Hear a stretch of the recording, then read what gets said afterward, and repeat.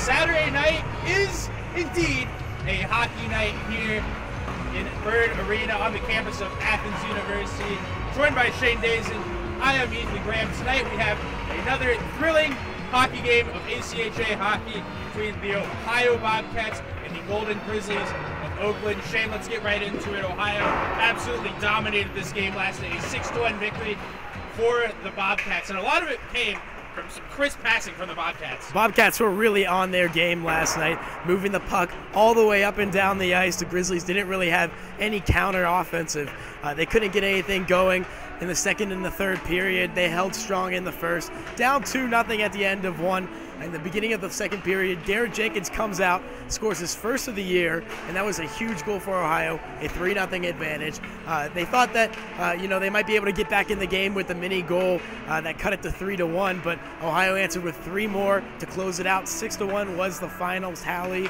Jimmy Thomas with the win, moves to 22-7-1, but he wasn't the only goaltender in net for Ohio last night. Jackson Chilberg also made his first appearance in Hunter Green and White for the Bobcats, making 5 saves and stopping everything that went his way. So it was a really good night if you were an Ohio fan. They spread the wealth.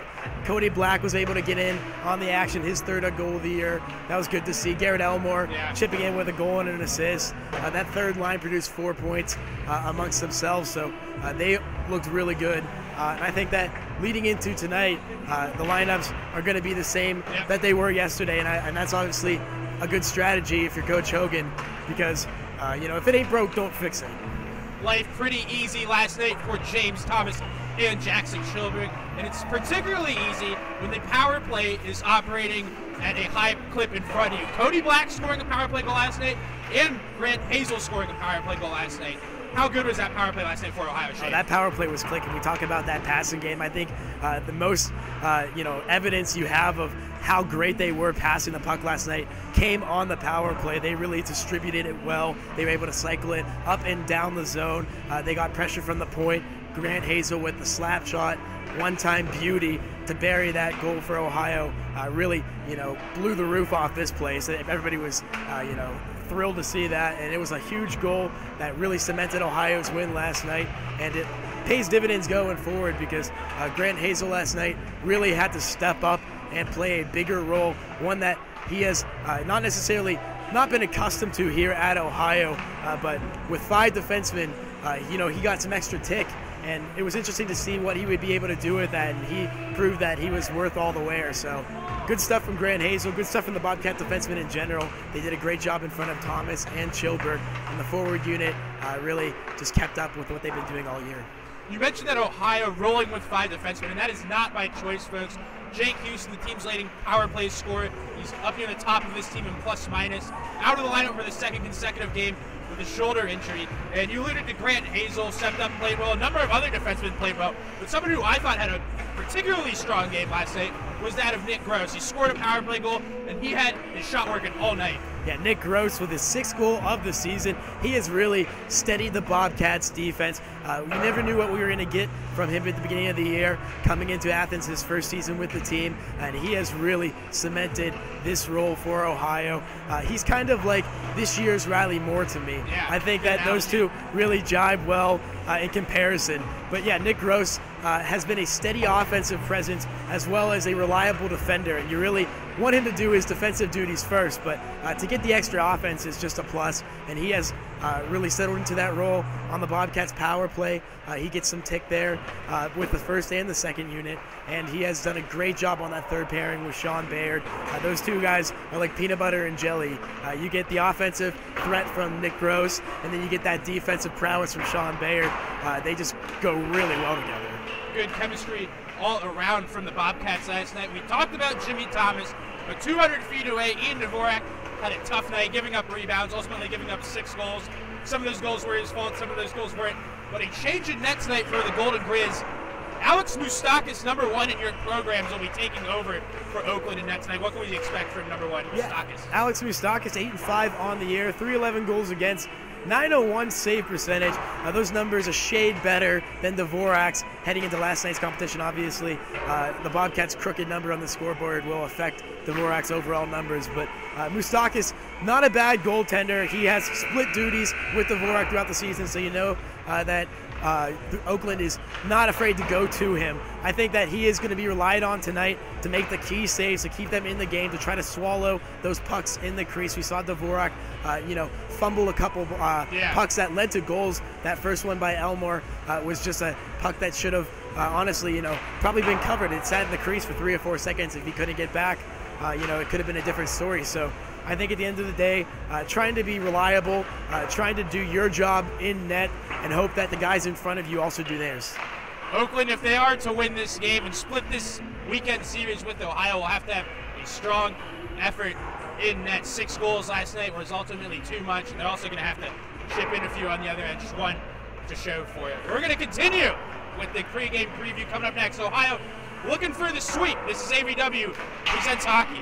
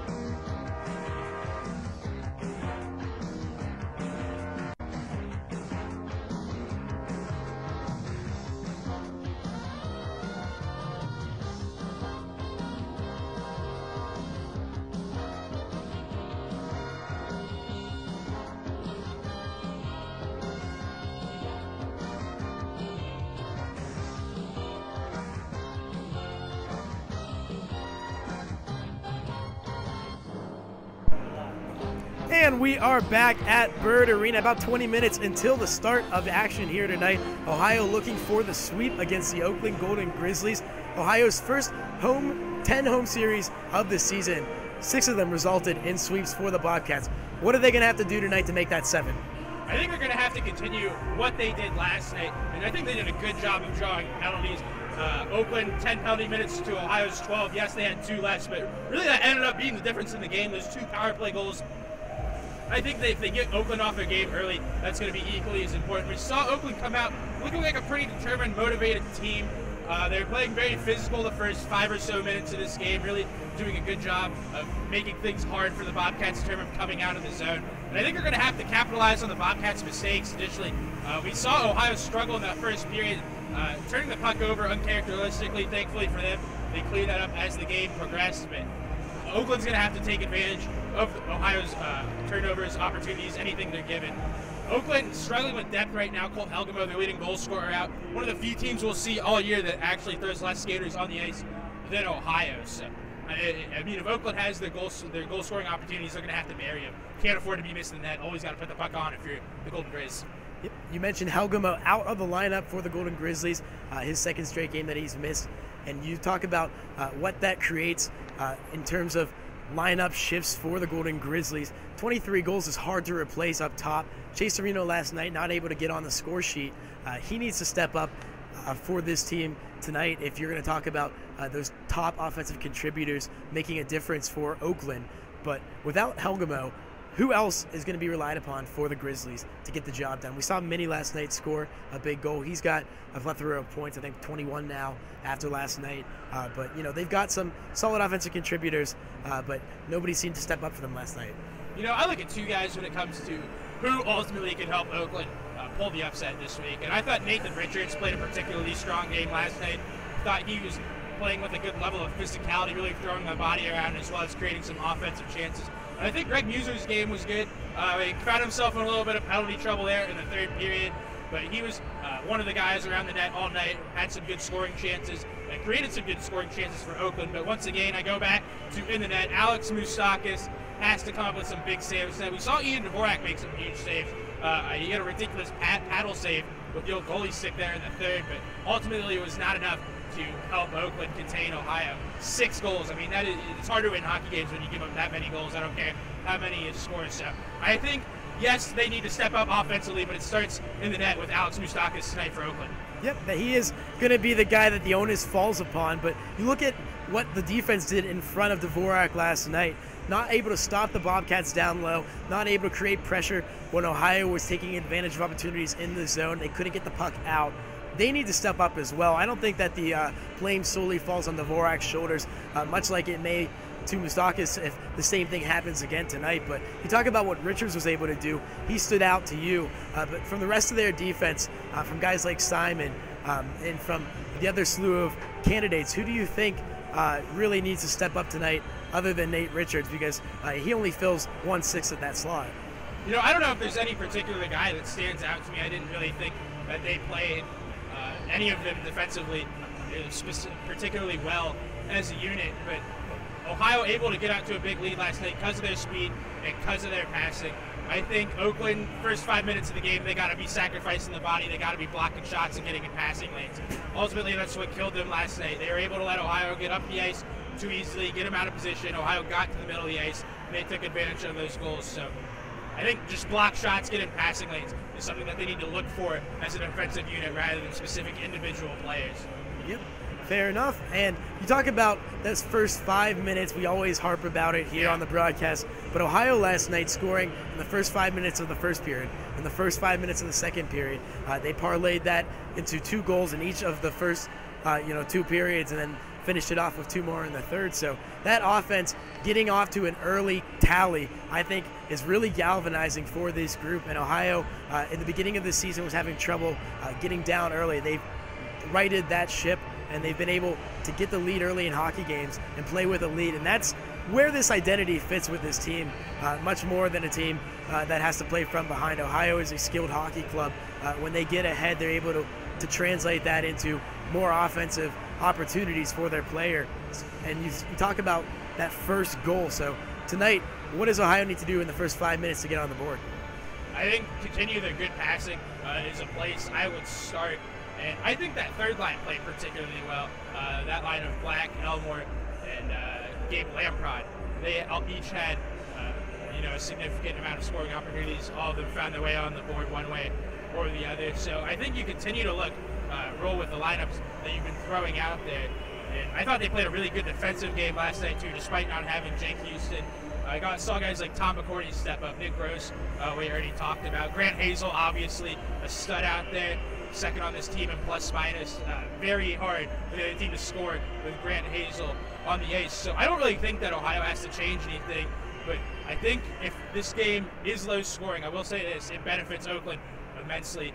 We've seen Ohio get going, score 1, 2, 3, and then pretty much from there they get rolling downhill. So Oakland, I look for them to not play particularly passive. It's not a word I would choose, but maybe a little bit more careful tonight. We saw Ohio really take advantage of some opportunities, utilize their speed last night to get Oakland down and really end it before the beginning of the third period. Yep, and if they have a good first start like they did, and they're able to hold that through the second period and stay within a 1 or a 2 goal margin, or if they're tied at the end of 40, what do you think Oakland needs to do to transition into the third period? We saw them really get tired at the end of the game. They weren't able to keep up with the Bobcats' legs. Tonight, if they find themselves ahead after 1, after 2, what do they need to do to kind of tighten up and stop the Bobcats' slide? I mean, like I said, I know we're continuing to say the same things, but that's because I really believe them. I think they just have to sacrifice their bodies. It's tough. I mean, they only have 16, 17 skaters, so really fatigue setting in is honestly inevitable for them, especially if they're going to play with Ohio. I look for Alex Moustakis to maybe freeze the puck more than usual, give his guys a break, stop the play. I think Oakland really has to slow things down, really limit Ohio's speed, try and force them out to the wings, outside of the face-off dots when they're trying to move the puck up, Ohio that is, and just really slow down this game, kind of play their style of game. We say it every week, Ohio, they get it to a point where they just wear any other team down. They're recycling the puck early. There's a forecheck early in the game, specifically I remember last night, that led to the Elmore between the legs rebound goal. Ohio had a solid 2-minute forecheck. Oakland cannot afford to let that happen, especially the first 2 minutes of the game. We will be taking a quick commercial break, and we will be back with more coverage here on the beginning of the Ohio Bobcats pregame show. Excuse me. The game's not over yet. Pregame. Not yet. Just get started. Stick with us, folks. We'll be back in a few.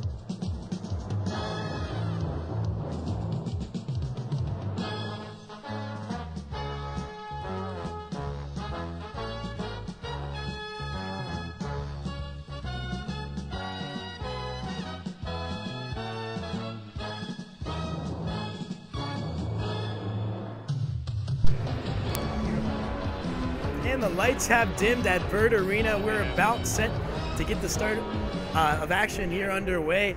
The PA announcer will be announcing the starting lineups and playing the national anthem here shortly. But we're going to break down Ohio's lineups. Like we mentioned earlier, they're the same as last night, but if for those of you just joining the broadcast, we'll break them down here right now. First line, Gianni Evangelisti centering Timmy Turneau and Mike Palasic. Mike Palasic chipped in with an assist last night, but he was the only one to contribute a point. Yeah, everyone on that line playing strong, whether it's not showing up on the score sheet or not. Gianni Evangelisti, all the skill in the world. You said it to me pregame before we went on air. You'd be surprised if this dude didn't find the back of the net before the weekend's over. Yep. Second line, Brian Lubin centering Matt Rudin and Tyler Harkins. Tyler Harkins scoring the second goal of the game for Ohio last night on that breakaway. His 15th of the season, leads all Bobcat scores. Yeah, Harkins hopping Evangelisti in the goal-scoring category. Harkins red hot right now, 2 points last night for the game. Third line is Cody Black, Gabe Lampron, and Garrett Elmore. That line contributed 4 points last night. Elmore with a goal. And to round it out, Zach Frank, Drew Crandall, and Garrett Jenkins on the fourth. Garrett Jenkins picking up his first goal last night. Had a pretty good chance in a second. Let's see if he can continue strong play. Bobcats going with 5 defensemen. Jake Houston out of the lineup again. Grant Hazel will start things for Ohio, and Tom Picorni and Jake Fiella will form what will be the second pairing. Nick Gross will spend time with Hazel. Presumably they played together last night, and he also spent some time with Sean Baird on the third pair. Jimmy Thomas gets to start in net. His 31st game this year, leads all ACHA goaltenders. It's an absolute workhorse. He's one of the biggest reasons, if not the biggest reason, why Ohio's number 4 in the country as we enter into this game. Jimmy Thomas, 22-7-1, looking for his 23rd win. Ohio looking for its 24th. If Oakland can come away with a W tonight, that would be their 16th. And as we look toward the CSCHL tournament, Ohio right now first in the CSCHL. Robert Morris, second place, a few points behind now, and that lead is growing for the Bobcats. To get a win tonight would be huge. Both looking forward to competition the next few weeks. We're playing Illinois next week here at Byrne Arena, but into that tournament as well. So for Ohio right now, the job is simple. Do the same thing he did yesterday, and everything will be all right. Yeah, it's a fun time of year, crunch time, right? Every point matters, particularly this time of year. You know Ohio wants to get another big sweep in front of the home fans here. We're going to send it down to the ice right now for the announcement of the starting lineups and the playing of the national anthem.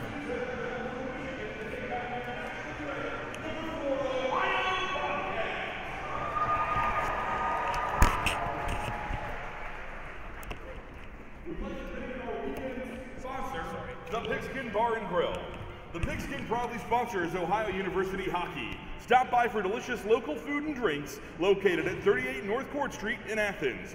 Be sure to check out their extensive catering menu and let them take care of your next party or social. The folks at the Pigskin say go Bobcats. And now let's get started with Oakland's lineup. At left defense, number 15, Ian Teal. At right defense, number 16, Gino Mini. At left wing, number 27, Luke Novak. At right wing, number 19, Joe Pizzamenti.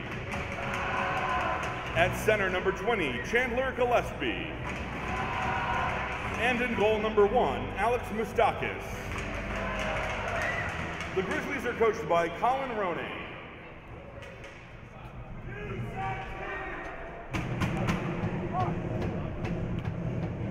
And now the starting lineups of your Ohio Bobcats! At left defense from Ann Arbor, Michigan, number 4, Tommy Picorni. At right defense from Hinckley, Ohio, the captain, number 17, Jake Fiella. At right wing from Rocky River, Ohio, number 22, Tyler Harkins. At right wing from Northfield, Ohio, number 27, Matt Rudin. At center from Detroit, Michigan, number 10, Brian Lubin. And your goaltender from Waterville, Ohio, number 30, Jimmy Thomas.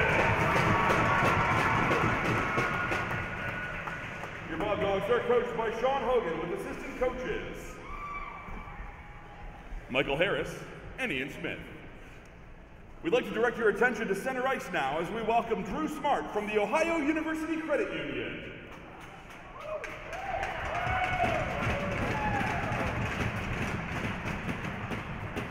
Drew Smart is a financial advisor with the Ohio University Credit Union. Drew helps educate members on investments, retirement options, and most importantly, helping our credit union members achieve their financial goals. Drew can meet with you at any of the 3 Ohio University Credit Union locations, including their brand new Uptown location on West Union Street. Drew Smart and the folks at the OU Credit Union are longtime supporters of Ohio University Bobcat hockey. Let's hear it one more time for Drew Smart and the Ohio University Credit Union.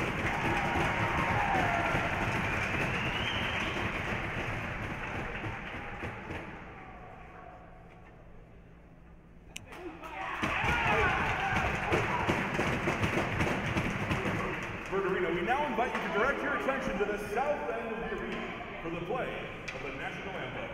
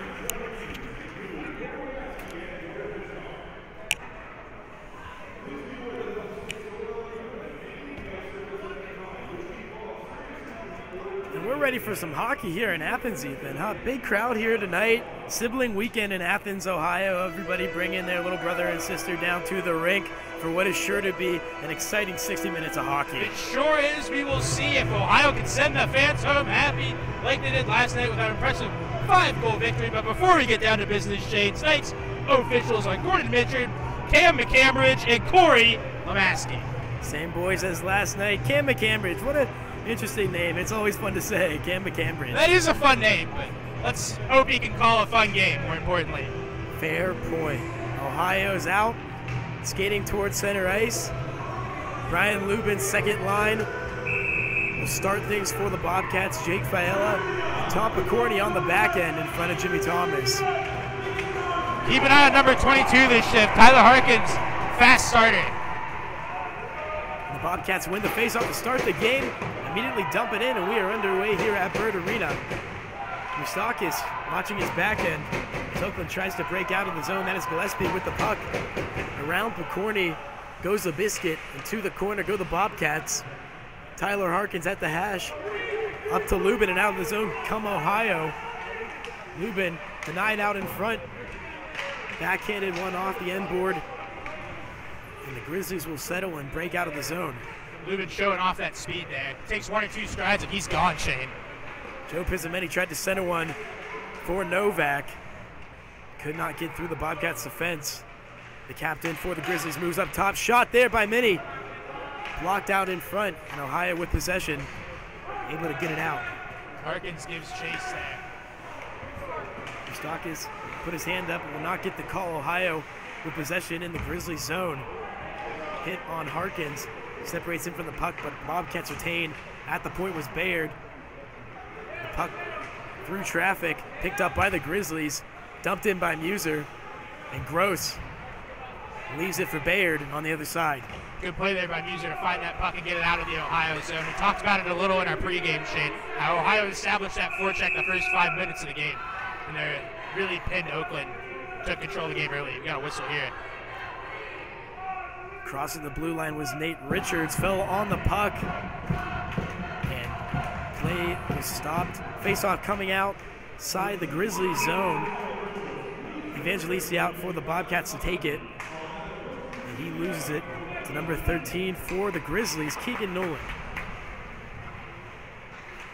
Ohio moves forward and is now behind the Grizzlies goal line. That is Evangelisti with the puck. Up top for Gross. Touch pass back to Evangelisti. Great keep by Nick Gross.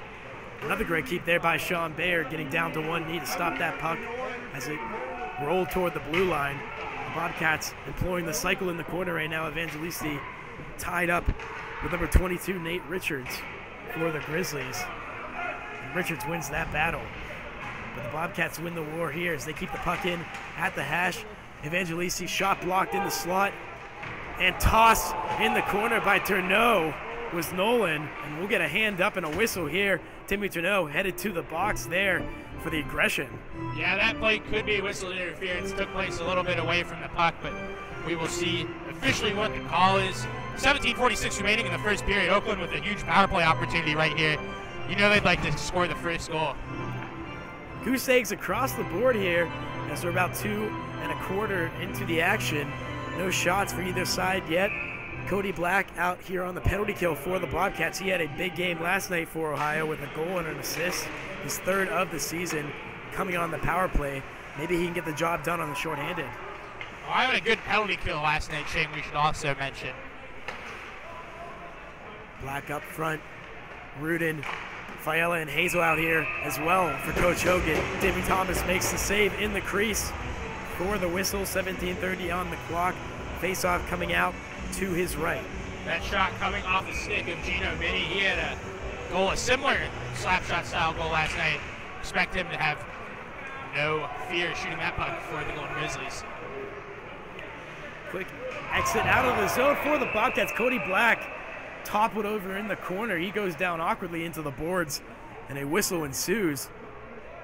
And that is going to be a cross-checking penalty administered to Richards. And that'll even things up here, erasing the Grizzlies' first power play opportunity of the night. Cody Black up and well for the Bobcats, heading back to the bench.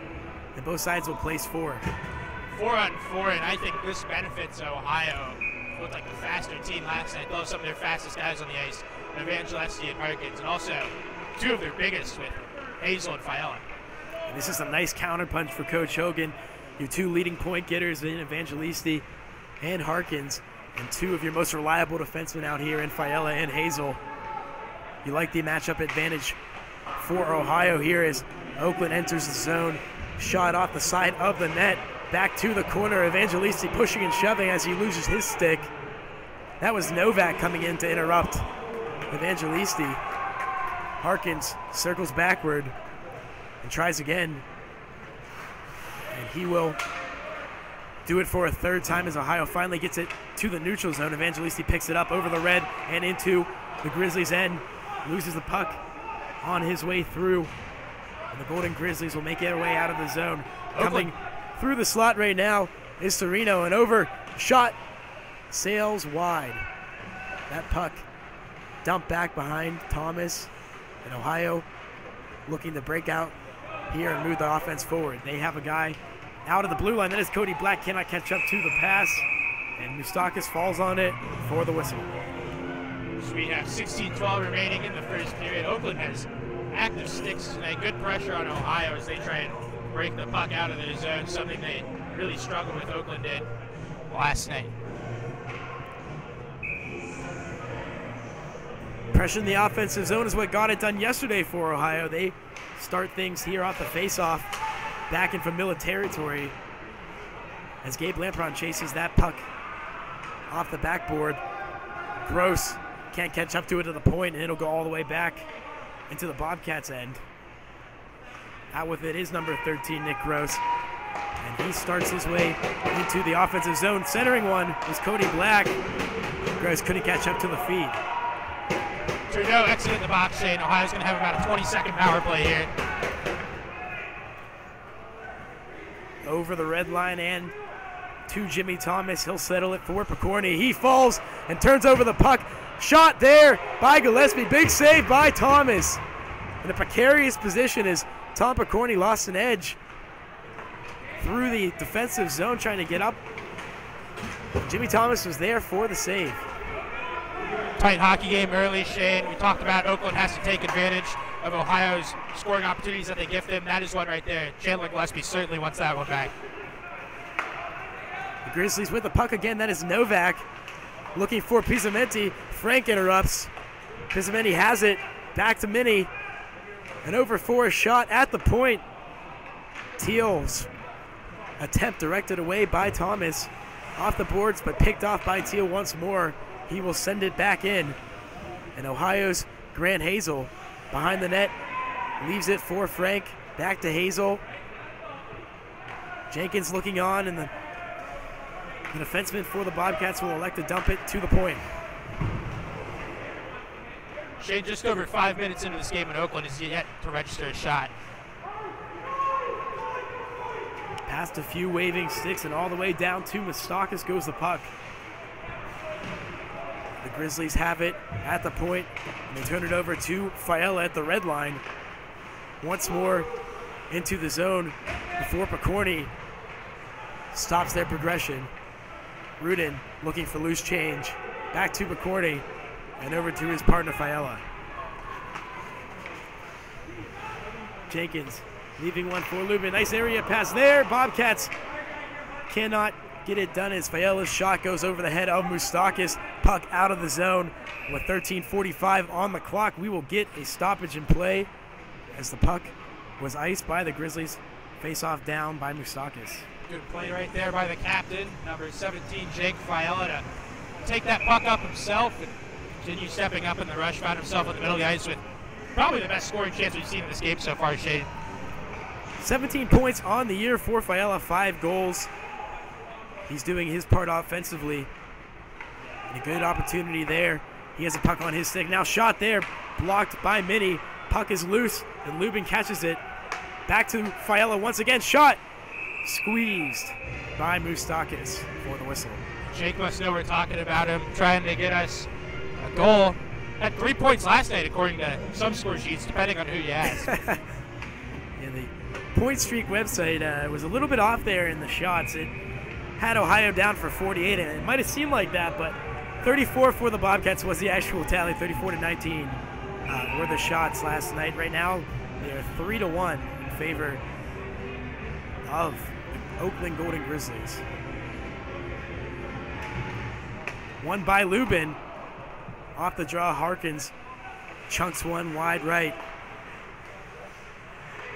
Nolan tried to kick it up to his stick, engaging his Bayard at the red line. And he rumbled the boards there. Ohio keeps the Grizzlies at bay. They have the puck in the neutral zone. Harkins deliberating, can't get around Nolan. And Nolan will take the puck. Tight hockey game early, Shane. Not a lot of space out there. Both teams collapsing on the puck carrier. Nolan having a tough time catching up to that one. And a smart play there as he kicks it back to his defensive partner. All the way down for Jimmy Thomas to settle. And Nick Gross off the boards. Up to Evangelista and out. Entry into the Grizzlies' end. Evangelista stymied by Mini.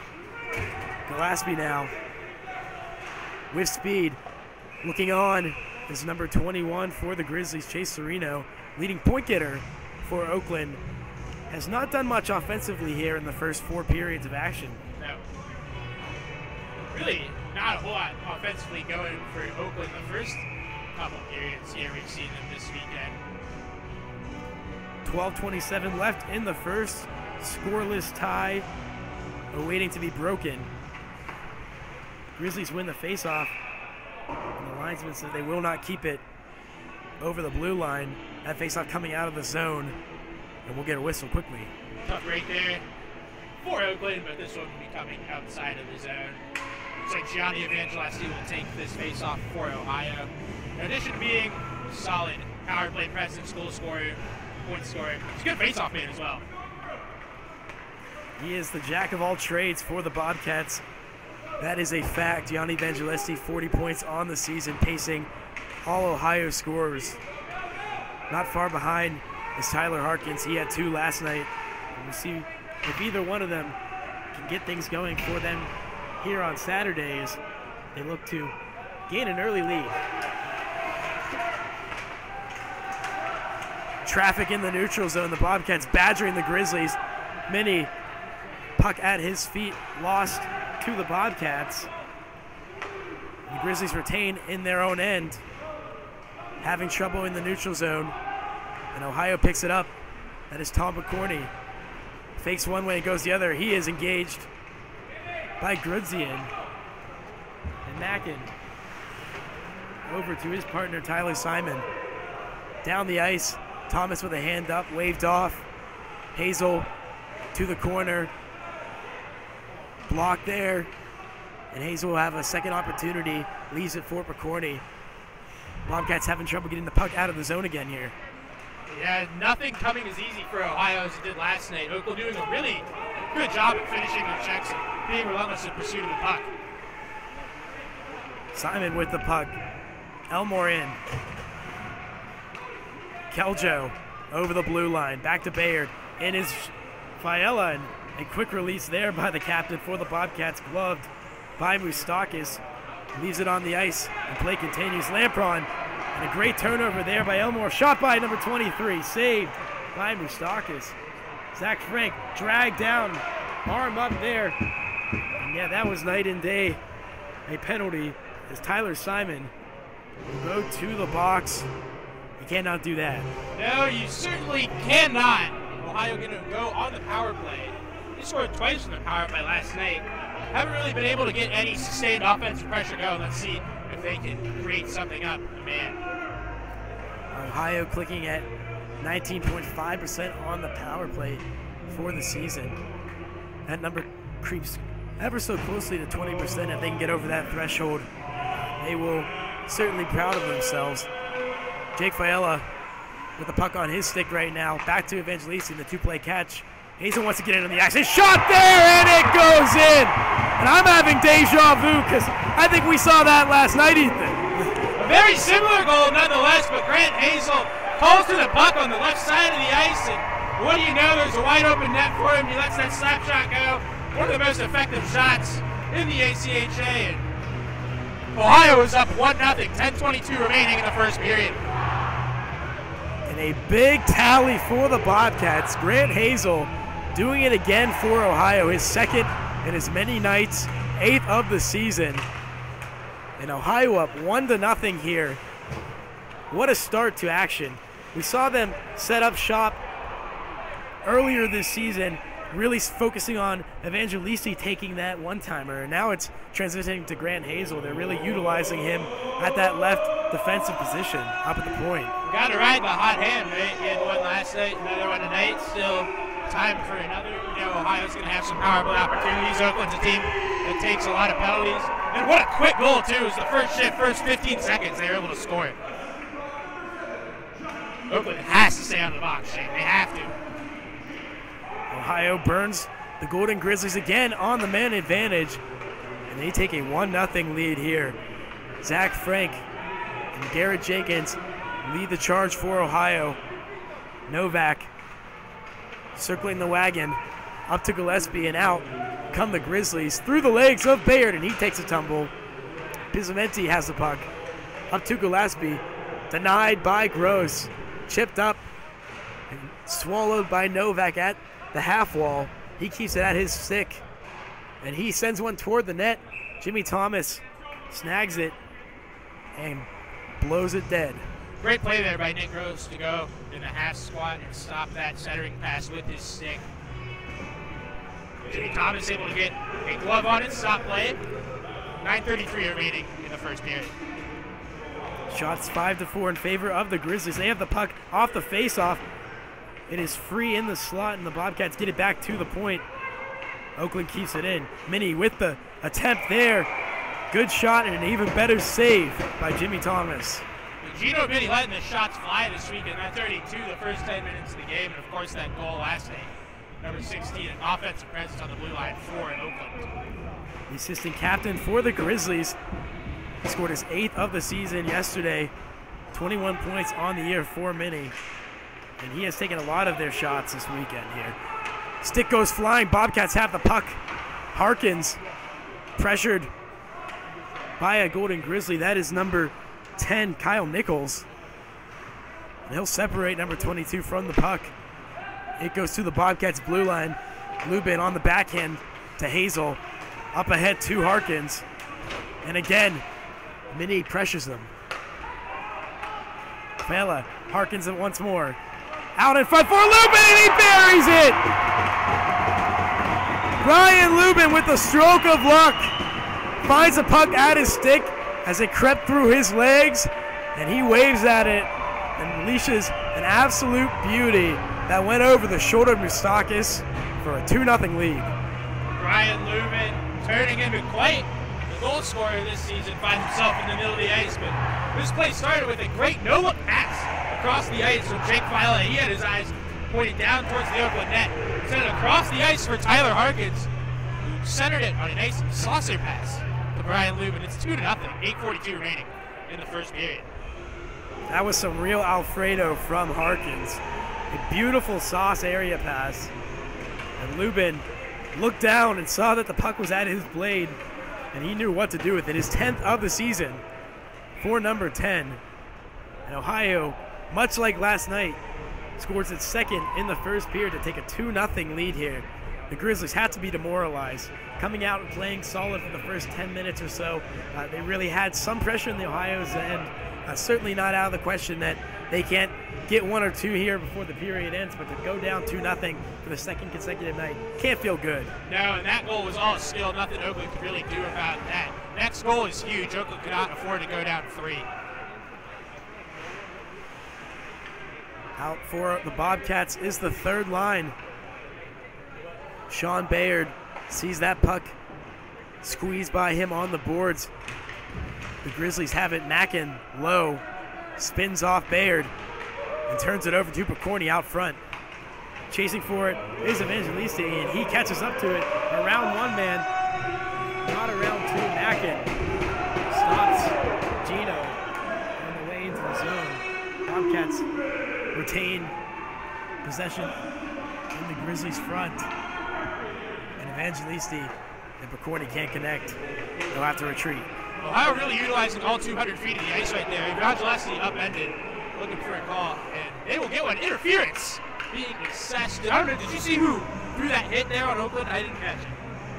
I didn't either. We'll see. At number 22, heading to the box, Nate Richards, his second penalty of the night. We saw what happened the first time around.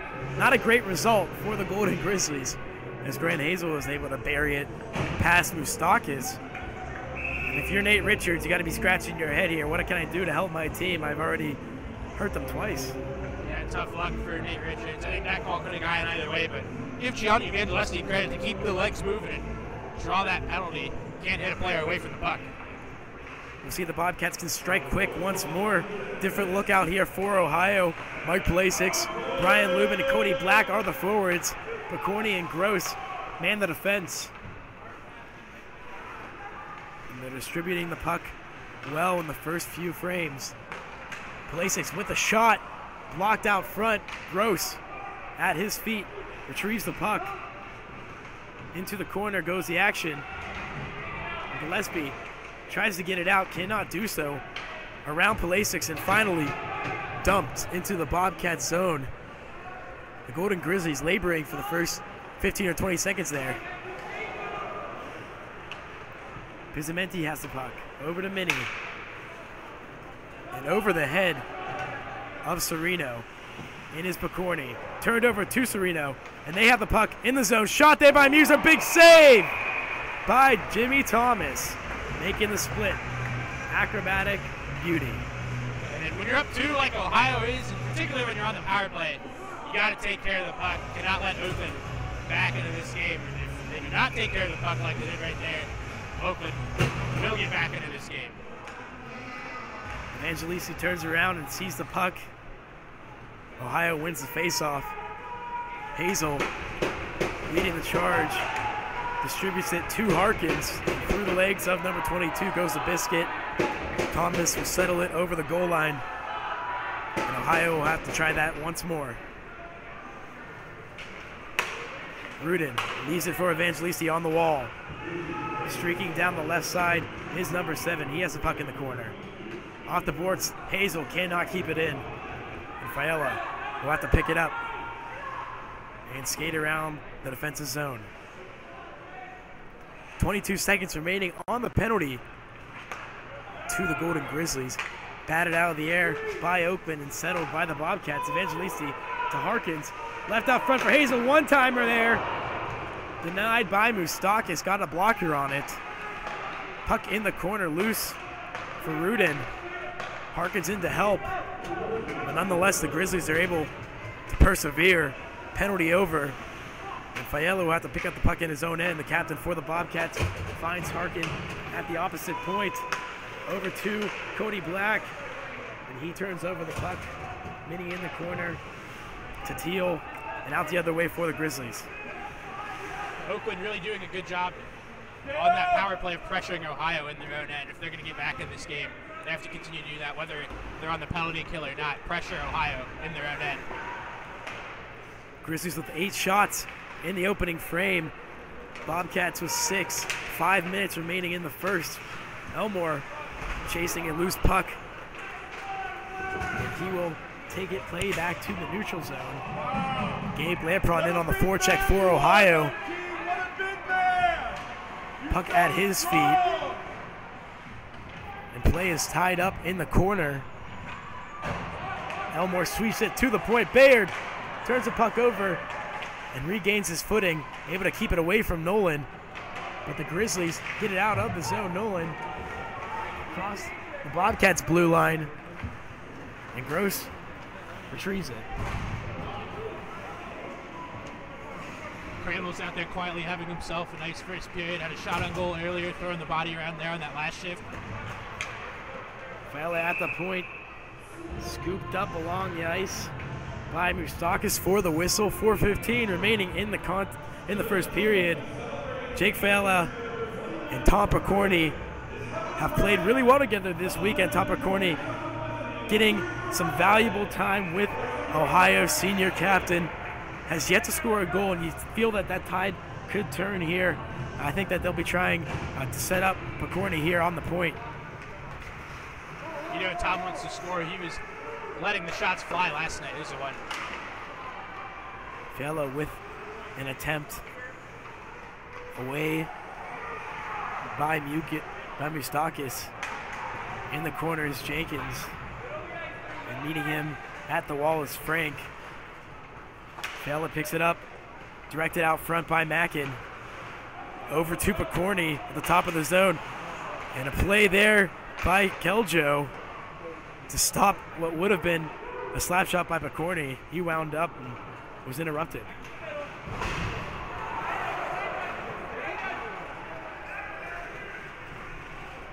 Finding the puck at the red line is Picorni. He settles it with the glove and dumps it into the Grizzlies zone. He'll head to the bench for a change. Big hit there by Pulisic. Rifled in by Hazel, and Gordon Mitchell caught the better of that. He's certainly going to be feeling that one for a few minutes. That could not have felt good. The players have pads. It hurts when they block the Hazel shots. Got to feel bad for Gordon Mitchell right there. That's probably the last person he wanted to see winding up to make that dump into the zone.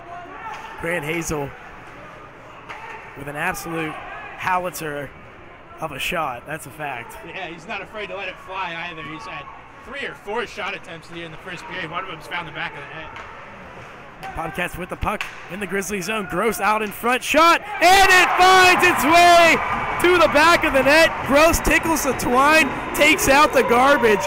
And I think that maybe Timmy Tuneau might have got a stick out that out in front. But a great setup by Gross with the lead in from the point. Timmy Tuneau got the tip out in front. And an absolute seeing eye shot there.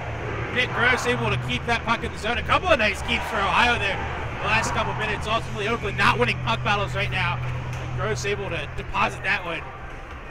to the stick of Tourneau, who deflects it into the back of the net. 3-0 Ohio.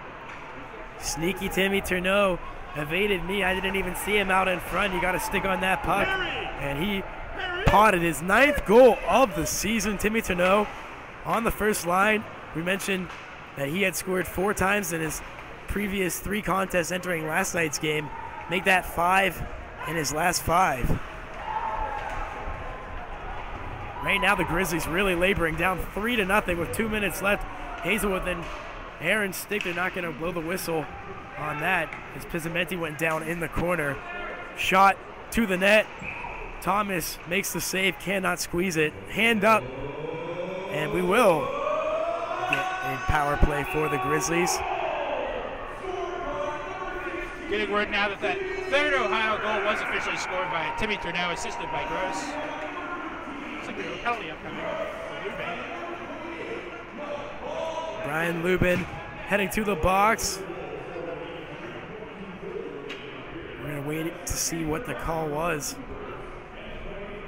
2 for holding, it looks to be. Nonetheless, the Grizzlies with an opportunity to cut this deficit to 2 before the end of the period. Ethan, how big would that be for Oakland?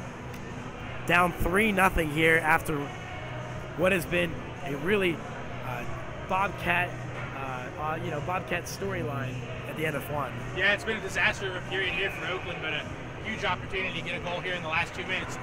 Put it back to a 2-goal lead, which is the most dangerous lead in hockey, I will remind the folks at home. Oakland cut it down to 3-1 last night. Unable to do much with it, though. Ohio scored the final 3 en route to a 6-1 victory. Up 3-0 again are the Bobcats. And we'll see if they can increase the lead to 4. Short-handed, and it sneaks by Moustakis! And as if on cue, Ohio scores yet again. Short-handed. Nonetheless, Gabe Lampron with a how do you do out in the front. And you just can't put a damper on. Oakland wants a kicked puck call, but I think that one was just incidental contact off the skate of Lampron. He was just in front of the net looking to pick up the garbage, and the garbage found his skate and in the back of the net. What a tough break for Oakland. Truly one of those things you hate to see if you're a Golden Grizzlies fan. 4-0, Ohio, in a strange twist of fate for the Golden Grizzlies. Last night it was rebound control, and tonight it's even worse than that. I think they're shooting themselves in the foot here early on. They need to regain their footing if they're going to make this game a competitive one. Yeah, I thought they came out playing pretty well. Looked like they had some sort of a plan, but just not winning the puck battles and a couple of bad bounces there in the last couple of minutes kind of took them out of this game. Still 40 minutes left, though. Plenty of time if they can right the ship. It'll start with making sure that they don't give up another in the final minute of play. Ohio still with retention in the zone. Nick Gross off the bench. Grant Hazel out for Ohio. Shot there by Hazel to the net, and Garrett Elmore on the rebound sweeps it by Moustakis out front. And man, we really just can't stop with this, prediction, because at the end of the day, we're talking about Oakland trying to get out 3-0, and it becomes 4-0. We're trying to get out of the period 4-0, and now it's 5-0. There's still 44 seconds remaining in the first. Can Ohio match their total from 3 periods last night at the end of 1? Yeah, we've seen Ohio score goals in avalanches, but not like this. This is, dare I say, ridiculous. 5-0. Looked like it was going to be 2-0 going into the first intermission, but quickly turned it to 5-0. Never know what's going to happen in the UCHA. Puck loose again. Nick Gross in the middle of the ice toward the net, backhanded by Crandall, saved by Moustakis, and he is not having any of that. Clearly agitated after what has transpired here. 14-9 are the shots are in favor of the Bobcats. Gabe Lampron with the last one, as we mentioned earlier. With 22 remaining in the period. And 4-on-4 on the ice. Ohio in the offensive zone. A 6-0 lead is not something that is out of the question here after one. Yeah, I would say really nothing's out of the question here the last couple minutes with what we've seen. Loose puck battle won by the Bobcats. To the left wall goes the puck. Nick Gross with a nice hit in the neutral zone. Drew Crandall leads one more rush, 10 seconds on the clock. Gross can't get around number 22 for the Grizzlies, Nate Richards.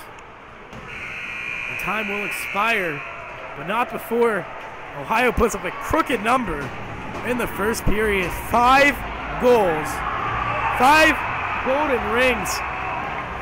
Wait a second, folks. We're going to send it back down to the ice here. We got some pushing and shoving, and these guys can't go to the locker room quietly. Some extracurriculars. Oakland obviously frustrated. Game got away from them there the last couple minutes. Definitely boiling over. Tension side for Oakland. But wow, what a finish to that period from Ohio. It's the Bird Arena faithful. Let's them hear it. We'll recap the scoring. There was plenty of it. Grant Hazel gets that first goal. An absolute whale of a shot on that power play, assisted by Vangelesti, and a nice cross-ice pass from Fiala coming on that goal. Brad Lubin finds the puck in the middle of the ice, able to finish. A nice pass from Tyler Harkins to make it 2-0. Timmy Turneau with an excellent deflection on a Nick Gross shot. These two guys are playing out of this world right now. Shane Turneau, I mean, we saw him score 3 goals, I believe, the last weekend series we were able to call here. That's another one tonight on a great deflection. I mean, you look at the hockey textbook, how to set up a deflection play. That is exactly how it is done. Short-handed Gabe Lampron, just one of the darndest goals I've ever seen here at Ocean Bird Arena. Just in front of the net, trying to kill a penalty. Oakland tries to center the puck. It goes off of Lampron's skate and is assisted by Black and Fiala as well. Garrett Elmore finds the 5th goal. I mean, wow. An explosion of goals.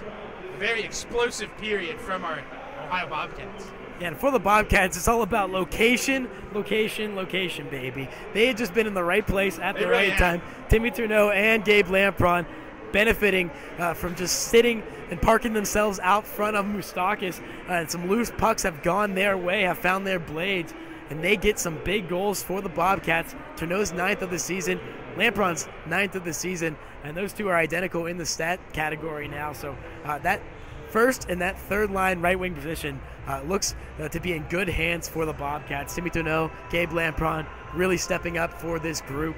You're seeing the same trend that we saw yesterday. Gino not having to do all the work. Really, the distribution has been plenty for the Bobcats, getting the puck to everybody and making sure that everybody has touches and opportunities. Zach Frank with a strong first period. Drew Crandall driving the net. And if anything, getting into Moustakis' head a little bit is going to be a good thing for the Bobcats. I think that 4th line did it well. Drew Crandall not afraid to mix it up in the crease.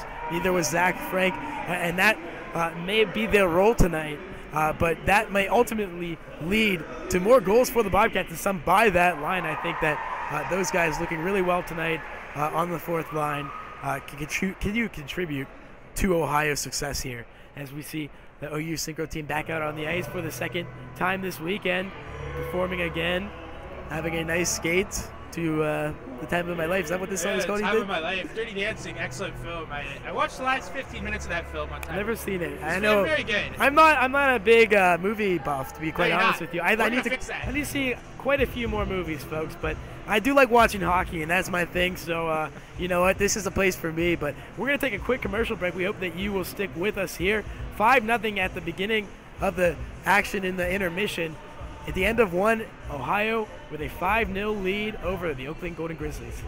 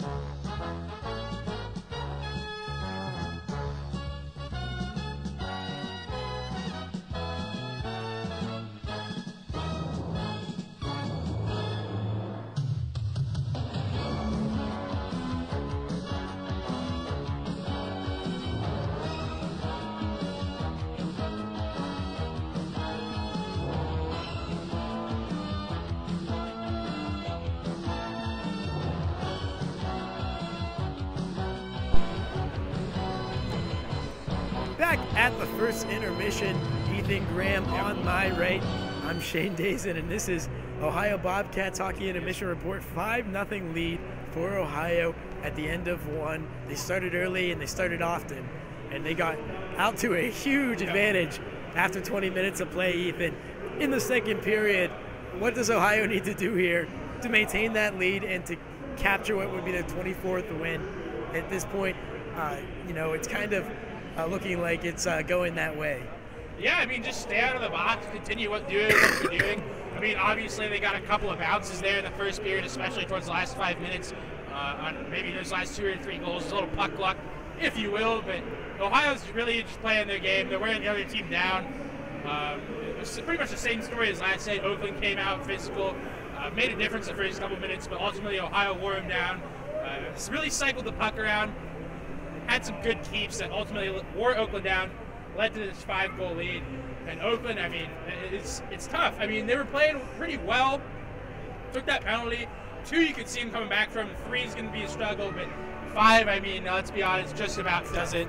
It's hard. So if you're Oakland, I think you just got to try and take some positives out of this rest of this game. Obviously a disaster of a first period. Just try and win the last 40 minutes, I think, if you're Oakland. Yeah, it really does begin with a shift-by-shift effort by the Golden Grizzlies to get out in front of Ohio in the second period.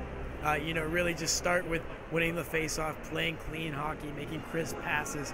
And if you can get 1, maybe that translates to 2. And 2 might translate to 3. You never know where the ball will start rolling, where the puck will start rolling. If you were able to get on the board, but to go down 5-0, especially with those 2 late goals by the Bobcats, incredibly demoralizing. We would be talking about a much different game if this was 2 or 3-0, but 5-0 right now, that's nearly insurmountable, let's be honest, with the pace of play, with how things have gone this weekend. That is as good as it's probably going to get for the Golden Grizzlies. I don't think they can really go any further, up from there.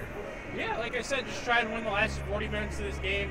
Stay out of the box. I mean, Ohio's power play has been probably playing the best we've seen them play over a 2-game series here this week, and maybe other than that Jamestown series where they did drop 5 power play goals in one game. But Ohio looking really good right now. I'm sure the message in there was just, stay out of the box, continue doing what you're doing, don't do anything dumb. Oakland was obviously getting frustrated at the end of that period. Some tensions were beginning to boil over. Alex Moustakis took a stab with his paddle there on an opposing Ohio player. But I expect some other guys that we don't see getting those 20-25 minutes of ice time to see that much ice time. You look at guys like Crandall or Garrett Jenkins, who's making his way back up in the lineup. Really look for those guys to play a significant portion of these last 40 minutes. Yeah, and they've done a great job, as we mentioned, that fourth line, paying big dividends for the Bobcats. Zach Frank, I think, has been in and about the net the entire night.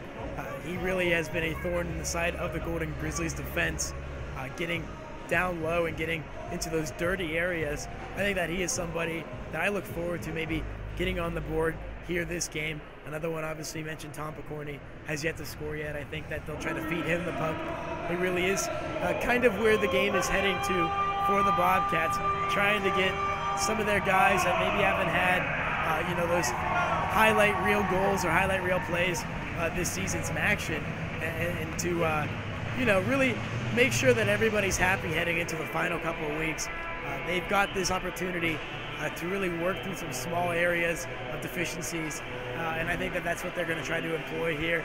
A keep-away game, a puck possession game, take their opportunities where they come. I don't think they're going to try to completely ram it down the Golden Grizzlies' throat by any means, but if they're going to leave it out there on a silver platter, I think the Bobcats are going to eat. And as they should, I mean, it's not like it's football where you can just run the ball and be done with it. I mean, hockey, there's a set amount of time. They give you the puck on your stick in front of the net. My God, shooter's got to shoot, and that's what Ohio will look to do for the rest of this game. And we're going to send it back down to the ice now. Players out at center red for the start of action in the second period. For the Golden Grizzlies, Keegan Nolan out to take the faceoffs, and Zach Frank in the fourth line out for Ohio here. 4-on-4 for 3 seconds. And then things will be back to 5-on-5.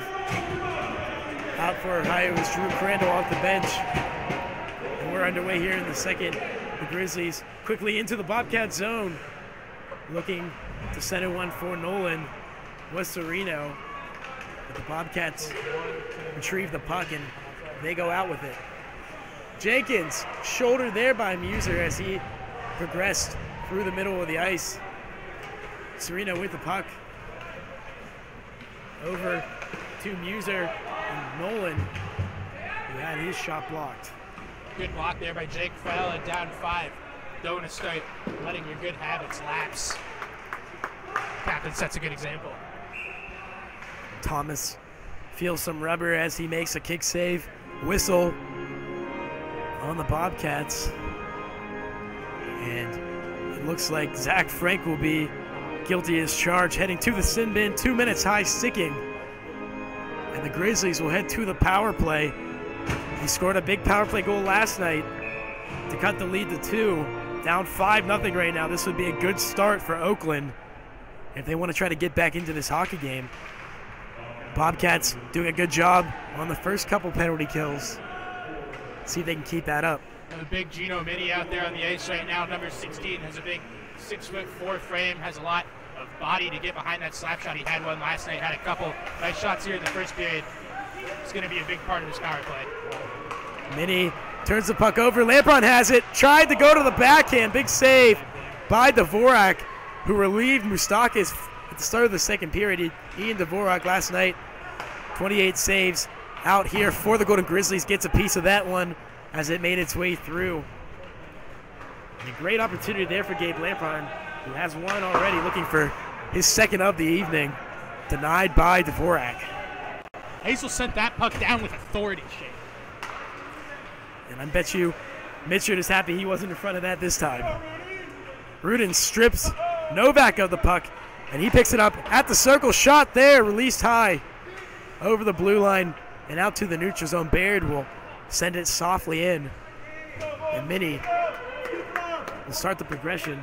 49 seconds remaining on the power play for the Golden Grizzlies. Have spent little, if no time of that in the Bobcat zone, as Ohio has really possessed the puck. Even gave up a scoring chance. Short-handed, they get it out once more. Great effort there by the Bobcats to get that behind the goal line of the Grizzlies. Novak turns the puck over to Elmore, picking it up with Sereno, and he gets around a few men, takes it over the blue line, but not before Ohio retains and dumps it back in.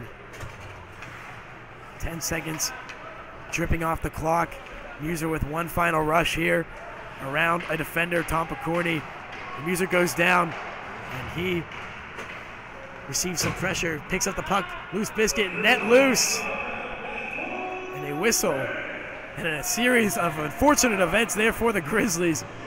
They might have had a great opportunity if that net wasn't jarred loose, but nonetheless, we're going to get a whistle here. 17:08 remaining in the second. Ohio kills off another Oakland power play and retains a 5-0 lead. Yeah, with Oakland catching another bad break right there. Jimmy Thomas sprawling out. Attempt to make that save, had Jimmy beat, but lucky for him, he knocks the goal off of the Moorings, and their delay game being assessed. I think Ohio caught a major break right there. Faceoff goes to the wall, picked up by the Grizzlies. Keljo waved it, one out front, and he missed off the boards. And to the other side of the ice goes the puck. Timmy Turneau chipped one along, and it was picked up at the point by Richards. Sent in. And Jimmy Thomas keeps it away from the net. Grudzian out front. Thomas tried to squeeze it with his glove. Could not keep hold. Grizzlies have the puck off the rebound. Timmy Turneau strips Grudzian in the slot. Out go the Bobcats into safe territory. Tyler Harkins taken out by Richards, and that is going to draw the ire of the referees. He will be administered another penalty, his third of the evening. At this point, this guy's going to have to maybe have a talking to, try to cool him down a little bit. Yeah, at this point, he's kind of becoming a liability for Oakland. Another power play opportunity for Ohio, looking for their fourth power play goal of the weekend. But definitely a high hit on Tyler Harkins, no debate about that one. Harkins back to the bench. We will update you if he's feeling any side effects from that one. Looks to be all right. He got up on his own 2 feet. But nonetheless, Ohio will head to the power play, an area of strength for the Bobcats this week, and that number over 20% now. And Grant Hazel cannot keep the puck in the Grizzlies zone. Ohio and their own end to start things off. Jake Fella through the neutral zone with speed. Over to Evangelisti. Backhand by Fella. Big save by Dvorak. Fella's jumped up on the rush a number of times today, constantly in the middle of the ice. And this isn't something that's new to Jake either. He's been doing that all season. We saw him score a goal from that area against the Panthers a few weeks ago. He has a puck again. Shot by Fella. Loose out front. Dvorak with the save. Loose biscuit. Whistle dead. The Bobcats don't like that. They thought they had an opportunity to get another whack or two in against Dvorak, but nonetheless that faceoff comes out to his left. Bobcats, good pressure out front. Yeah, doing some good things on the power play right now. I think that's a major positive you got to take ahead in the season moving forward. Ohio really showing what they can do on the power play this season, something that hasn't always been an area of strength for them. I think they're starting to really figure out some formations, some strategies out there to have an effective power play. That puck goes into the netting. We'll have to try again from the same spot. Some new faces on the power play for Ohio. The fourth line out for the Bobcats. Zach Frank wins the faceoff back to Picorni. His shot sails over the blocker of Dvorak. The Bobcats with the puck. Back to Picorni. Over to Jenkins in the circle.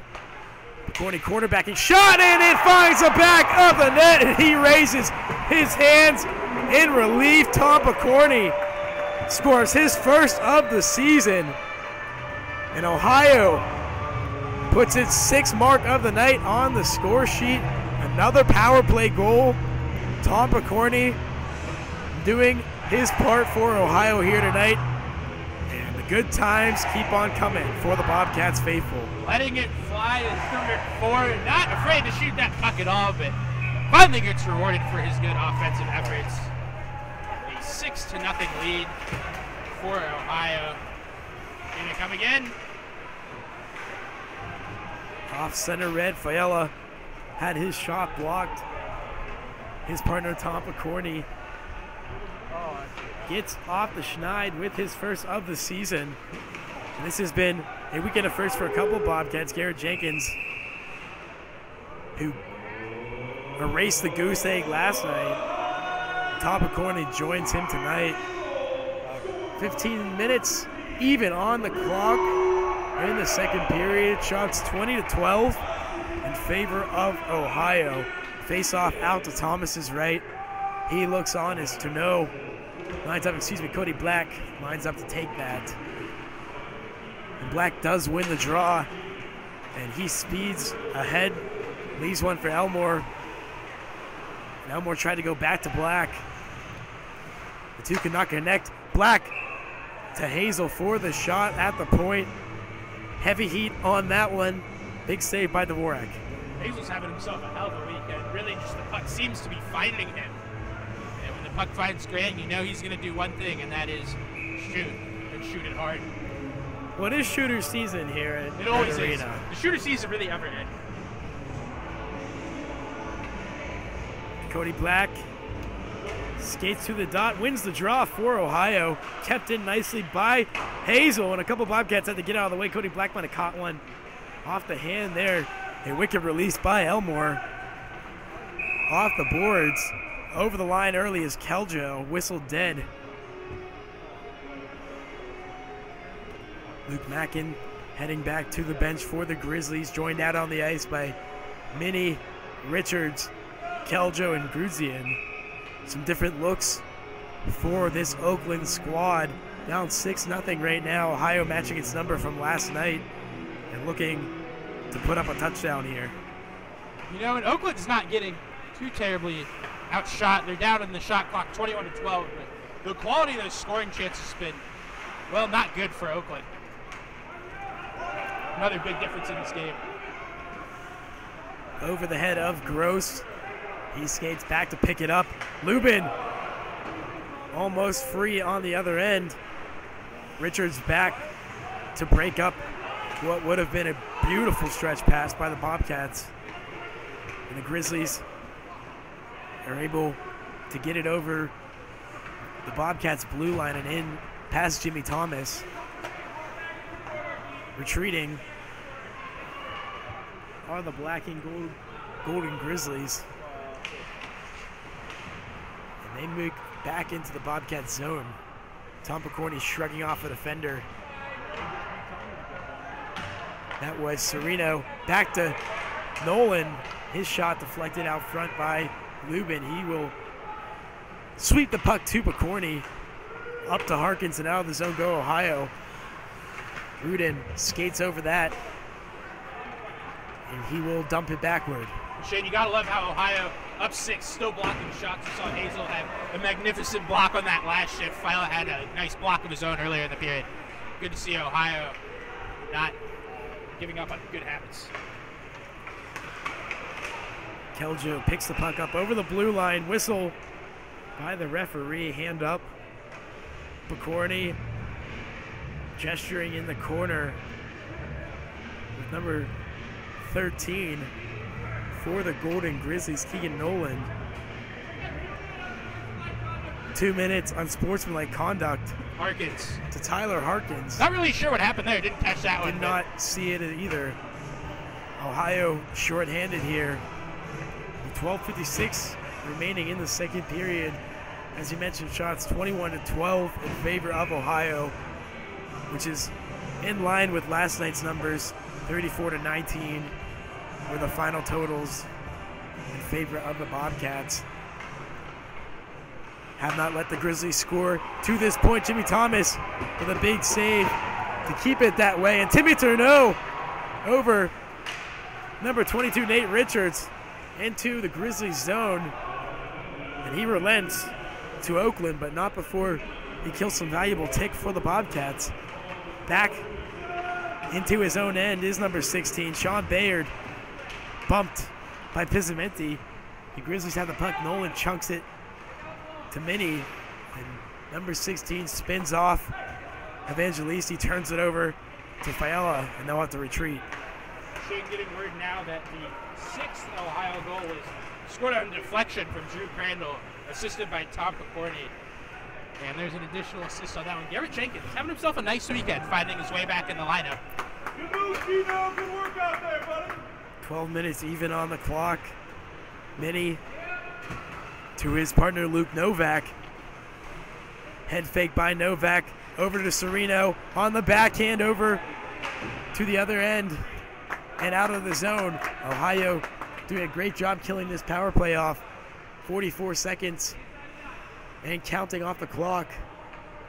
And the Grizzlies have been given a few chances tonight on the man advantage, have yet to do anything with them. Zach Frank with the puck on the Oakland turnover. He's separated from it by Muser. And Muser looks back as Simon breaks it out. Ohio's had a really effective penalty kill all weekend. Doing more of that right now. This penalty 13 seconds away from coming to an end. Just over 11 minutes remaining here in the second period. That puck hits off a few bodies and heads to the right wall. Out of the zone by Mike Pulisic. The Bobcats are back to even strengths as they kill off another penalty here. Sean Bayard intercepts the feed from Dvorak, and a few sticks go flying there. It's an incident. We've seen a few sticks go flying several feet in the air this season. Big hit by Bayard. Mackin feeling the after effects, shoved again. Making his way toward Jimmy Thomas. Ohio has the puck over the blue line in the offensive zone. Crandall frees himself, and Cody Black is tied up in the slot. Good effort by the Grizzlies to get back. Keljo streaking down the right end. Meagerly sends one toward the net. Jimmy Thomas will retrieve it for the whistle. 10-11 on the clock. Oakland looking much better this period. Definitely playing for pride at this point. They've already given up another goal, but they look much better, playing much better defensively in front of Ian Dvorak as well. Alex Moustakis not getting a lot of help there in the first period.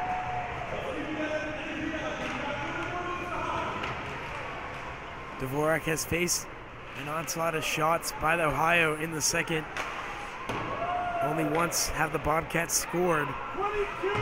That is not for a lack of effort. They're still out here, and Cody Black had to think twice as Gabe Lampron was offside. Net by Oakland at the blue line, and they will take the puck into Ohio's zone. Teal down low, can't catch up to it. Richards waves one toward the net. Teal there first, but Ohio strips him of the puck. Gabe Lampron around one man and out of the zone. Finds Elmore on the opposite wing, chugged by Gabe Lampron. That was a great effort there as he swatted that one back Elmore's way. And he is met in the corner by Simon, and we'll get a whistle there. Lampron had a couple of whacks at that one out of midair. Looks like this puck, this face-off, is going to be moved back into the zone. Looked like they were going to move it outside for a moment, but I guess not. We saw the action in the corner with Elmore and Simon. I'm assuming that was why the rest blew the whistle, but I could not find a reason why they would otherwise. Did you see the net off the mooring there, Ethan? Maybe that's why we're broadcasters and not referees. Let's leave that stuff to Gordon Mitchell. I want answers. Play dead here. Sean Bayard leaves it for the men in the zebra uniforms. 21-14 are the shots. Ohio with the second line on the ice. Brian Lubin taking the draw for the Bobcats. Rudin gets the first whack at it. Sends it back to Grant Hazel. The assistant captain finds Lubin in the middle of the ice with speed. Brian Lubin over the blue line, turns the puck over to the Grizzlies. And his mini shot away from Thomas. Kareem's around the zone to the point, kept in by Muser. But the same cannot be said for Chase Serino.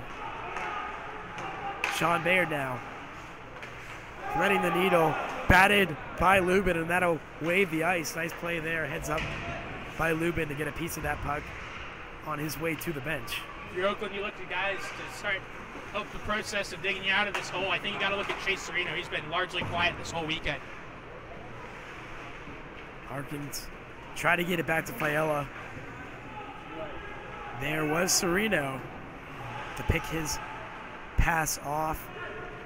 Fiala now with the puck in the neutral zone over the blue line. And back out goes the biscuit. Tom Picorni gingerly to retrieve it. He will get the ice.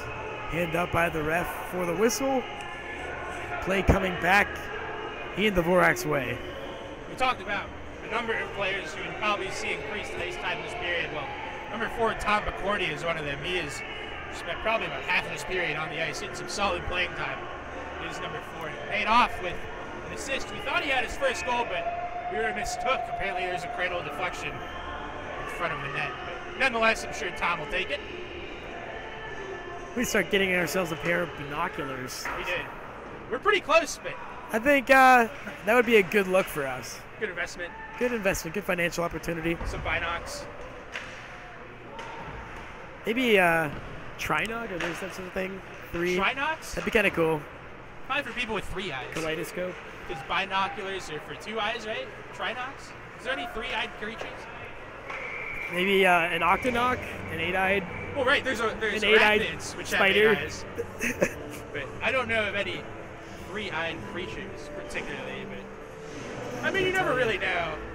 The world's changing very rapidly. 7:28 left in the second. Evangelisti in the dot, opposite of the Golden Grizzlies, Luke Mackin. Timmy Trudeau shot that puck with about 1000% power. Turnell watches on now. Puck at his blade. And he gets it ahead to Evangelisti. Pulisic with the biscuit at his feet cannot corral it. Sean Bayard can't do it either. Nick Gross will try his hand. And he'll elect to give it to Evangelisti. In the corner now goes number 7. With him is Harkins. Badgered by Mackin. The puck's still loose. There's Hazel. Good play, intelligent play there by Hazel. Just play it off the board and ultimately keep that puck in, keep the clock moving, keep Ohio forechecking. The goal scorer for Ohio, Drew Crandall. He tied his 4th of the season on the deflection from the Tom McCorney shot. Looks for one out front. He is stripped by Minnie. Grudzian dumps it in, and the Grizzlies head to the bench. Fresh legs for Oakland right now. And Zach Frank is able to tip it in to the Grizzlies zone. 6 minutes remaining in the period through the legs of Gillespie. Catching up to it is Teal, and he will rifle one into the netting for a stop. Oakland just looks sloppy right now, Shane. They're struggling to find a breakout with any success. They've had a couple of scoring opportunities. We saw one from Ian Teal right there, and there's one earlier in the period. You got to put the puck on the net. Good God, you're down 6 goals.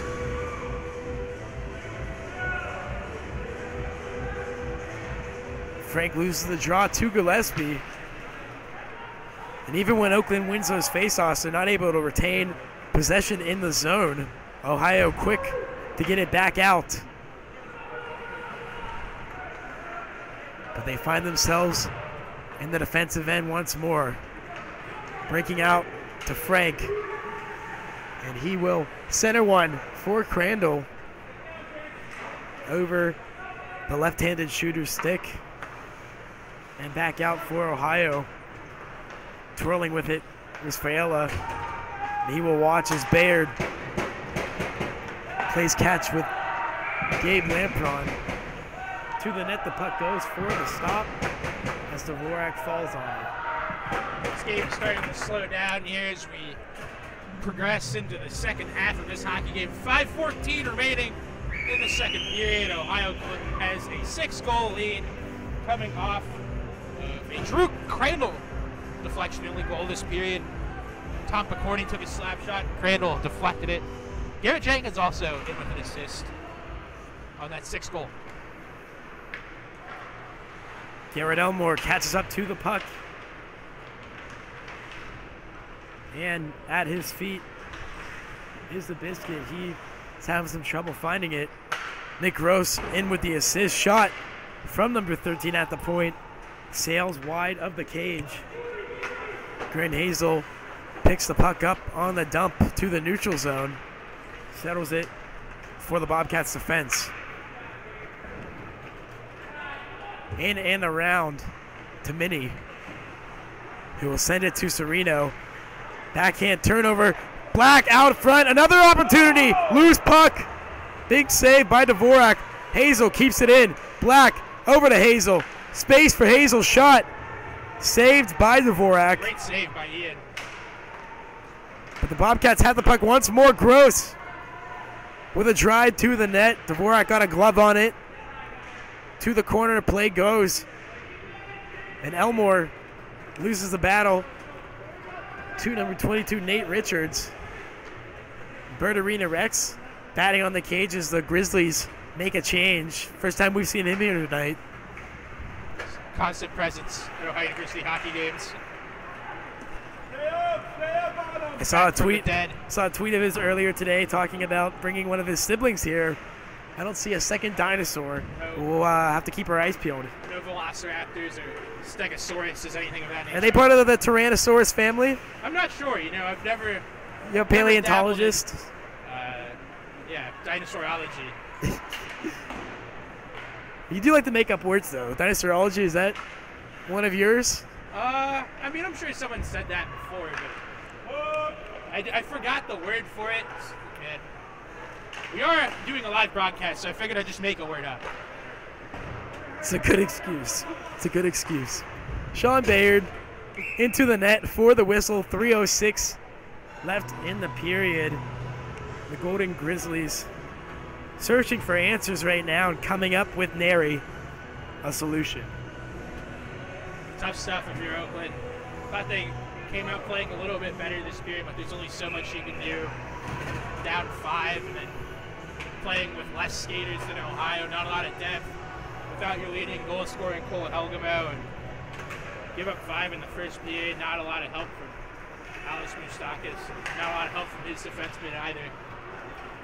Another team with a tough break today was the Ohio men's basketball team.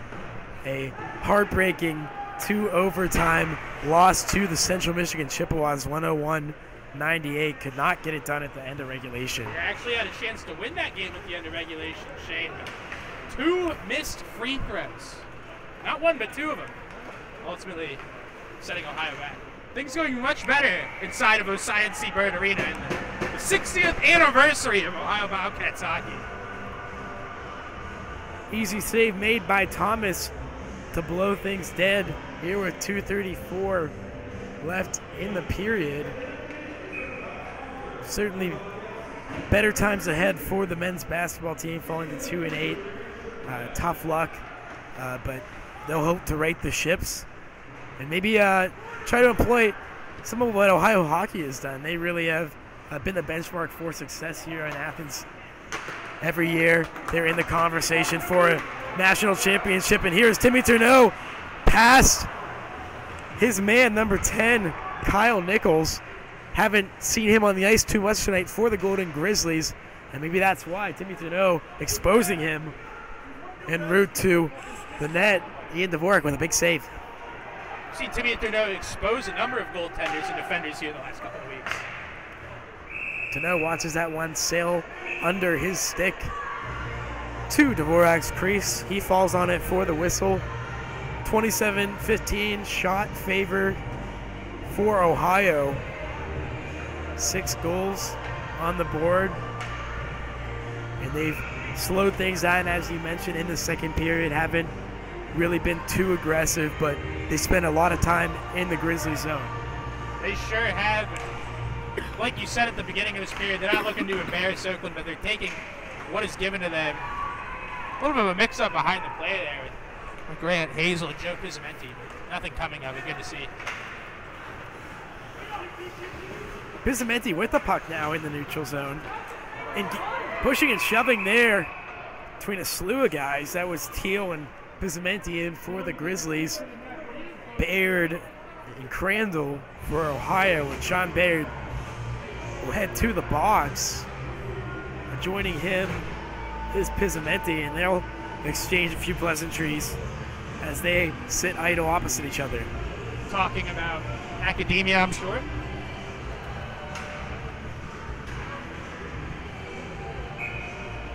Serino, Crandall staring each other down. Crandall tying up Serino, and Jenkins able to get to the puck first. Ohio with the puck in their own end. And out come the Bobcats, leaving one for Picorni, and he'll catch up to it. Around Dvorak, circling the zone and back out to the neutral area, and he'll lose the puck. Too many shot there by Serino in traffic, and he'll miss wide. Gotta put it on the net, Shane. Couple people in front of Thomas. If he would have found the cage there, he might have had himself a goal. Jimmy Thomas' vision was compromised. But nonetheless, that has been the story of the weekend for the Golden Grizzlies. Those missed opportunities shot by Cody Black. 45 seconds left in the second frame.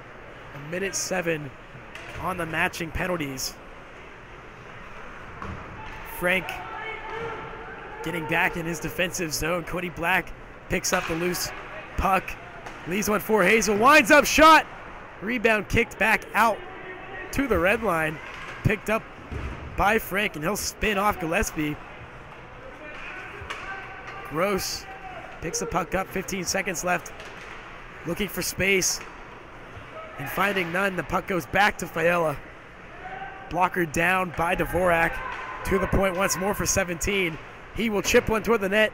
2 seconds and 1.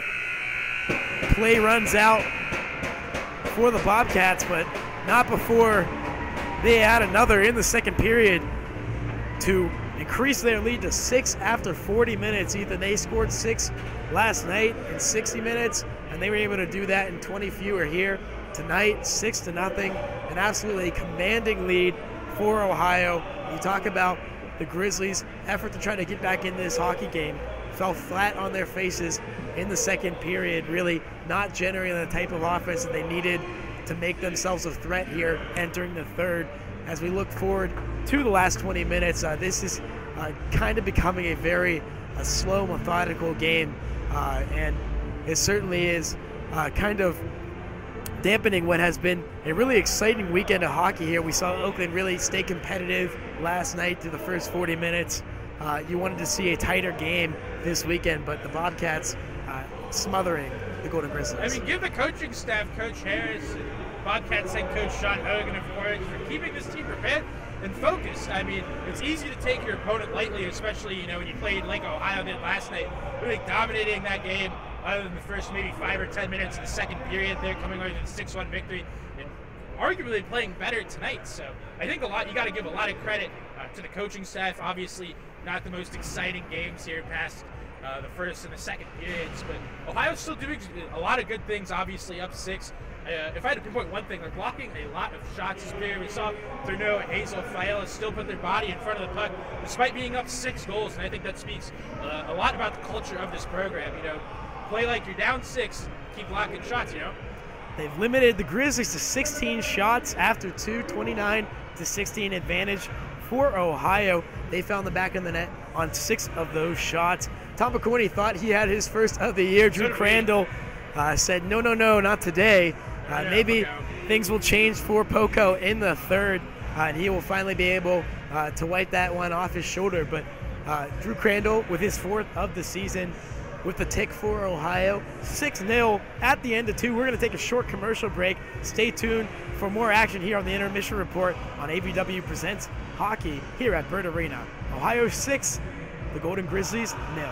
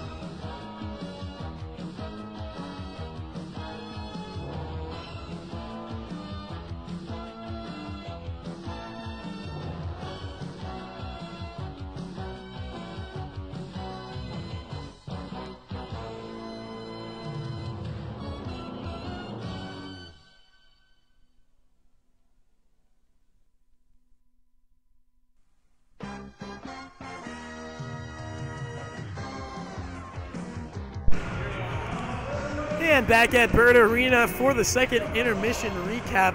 1 goal on the board in the second for the Bobcats, coming from the stick of Drew Crandall, his 4th of the season, to pace Ohio's 6-0 lead here with 20 minutes remaining in the game. Oakland right now searching for answers. They'd like to probably get on the board and erase the goose egg, but coming back from a 6-goal deficit is a lot to ask. I don't think that's going to be in the cards tonight for Oakland. No, I don't think that's really realistic, but kind of same story heading into the second if you're the Oakland Grizzlies that are golden, and I think that's just to win the period. It's, like you said, kind of hard to come back from 6, but not impossible. You know, anything could really happen here in the ACHA, as we say so often, but Oakland, you just got to win this period, try and find some positives. They're tired, just don't quit on this game, otherwise it could get more ugly. I mean, a number of bad bounces there in the first really took them out of the game, and I think Ohio's playing really well too. Let's not give all the credit for this score due to Oakland's inadequacies, if you will. Ohio's still blocking shots, really taking good opportunities. A lot of their offense coming from that defensive blue line. We saw Tom McCourty get a goal.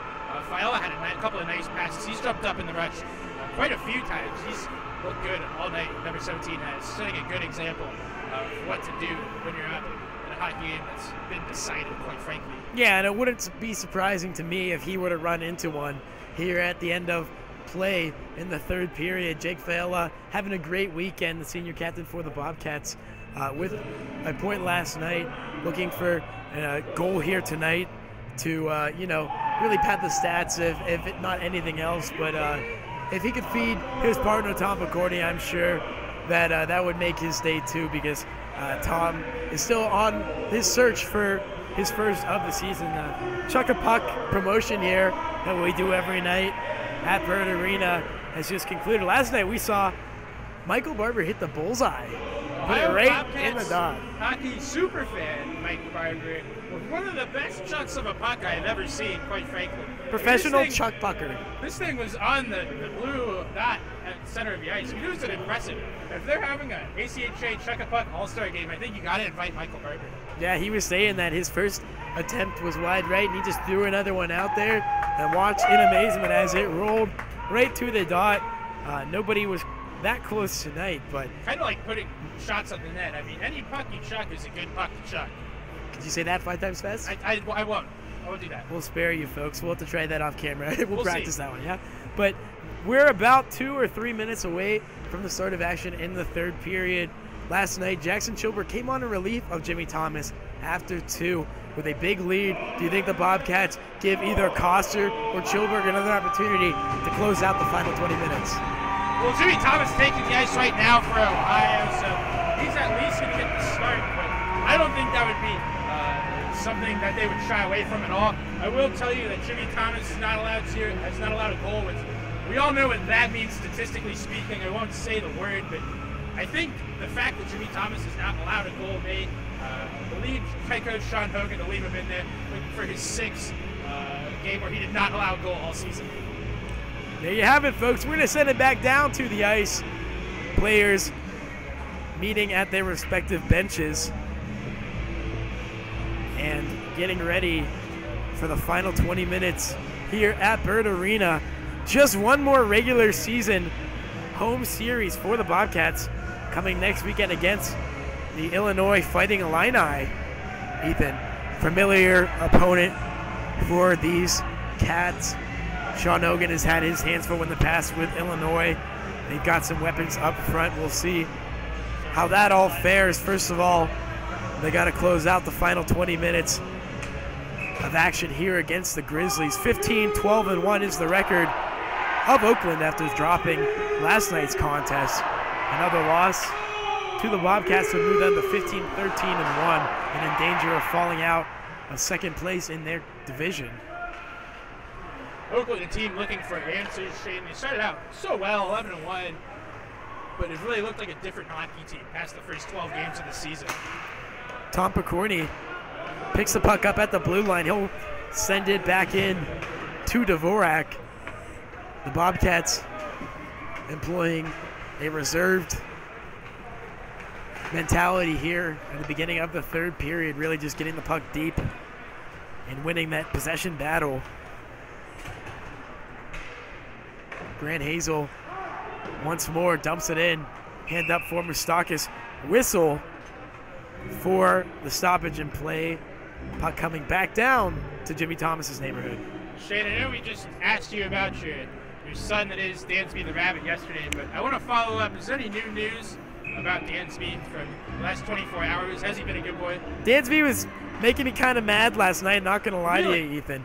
This little guy was under my bed. He used to camp out under there, and I had to start putting him in the cage because he started ruining everything in my room. But I let him back out because he has been good recently, and that was not a good decision by me because he was back at it again last night, keeping me up until well past 2 in the morning. I had to put him back in the cage. He was released to be a free bunny this morning, and he has been terrorizing the house ever since. Despite all his rage, he's still just a rabbit in a cage. Silly bunny. Tricks are for kids, and tricks are for Garrett Elmore here, as he is sideswiped by Minnie.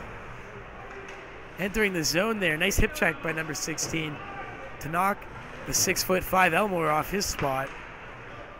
Gabe Lampron can't pick up the biscuit in the neutral zone. Nick Gross will.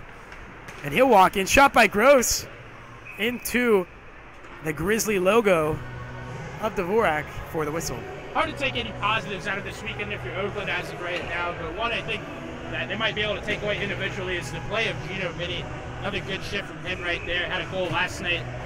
Had a good defensive presence all weekend for Oakland, but not getting enough help from his teammates to make a significant difference. Unfortunate.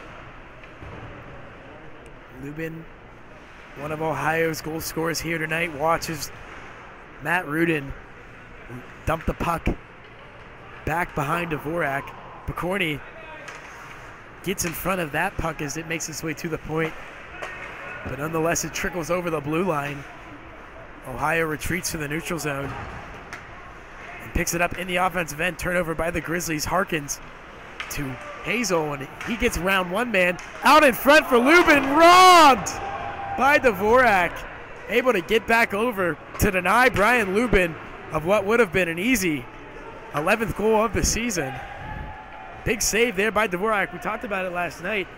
He definitely had some trouble retaining some of those rebounds, but he did make some crucial saves, and he has shown to be a pretty flexible goaltender. Yeah, certainly. Ridiculous save right there from Dvorak to keep this from being a 7-goal game. Give Ian a lot of credit. Talk about maybe another individual, so we got a whistle there, maybe another individual performance that Oakland might want to take away from some of Ian Dvorak's killer saves. Wow. There's a tattered twig on the ice. They're going to drag that one back to the bench. That will draw a whistle from the refs. To the Bobcats zone goes to play. 4 guys out here for Ohio on the penalty to Ohio's Brian Lubin. He will head to the box to 2. Too many men on the ice. This one is being assessed against Ohio. Lubin will serve the penalty. Thank you for the clarification there, Ethan. Did not see what the final verdict there was. Brian Lubin in the box for a breather.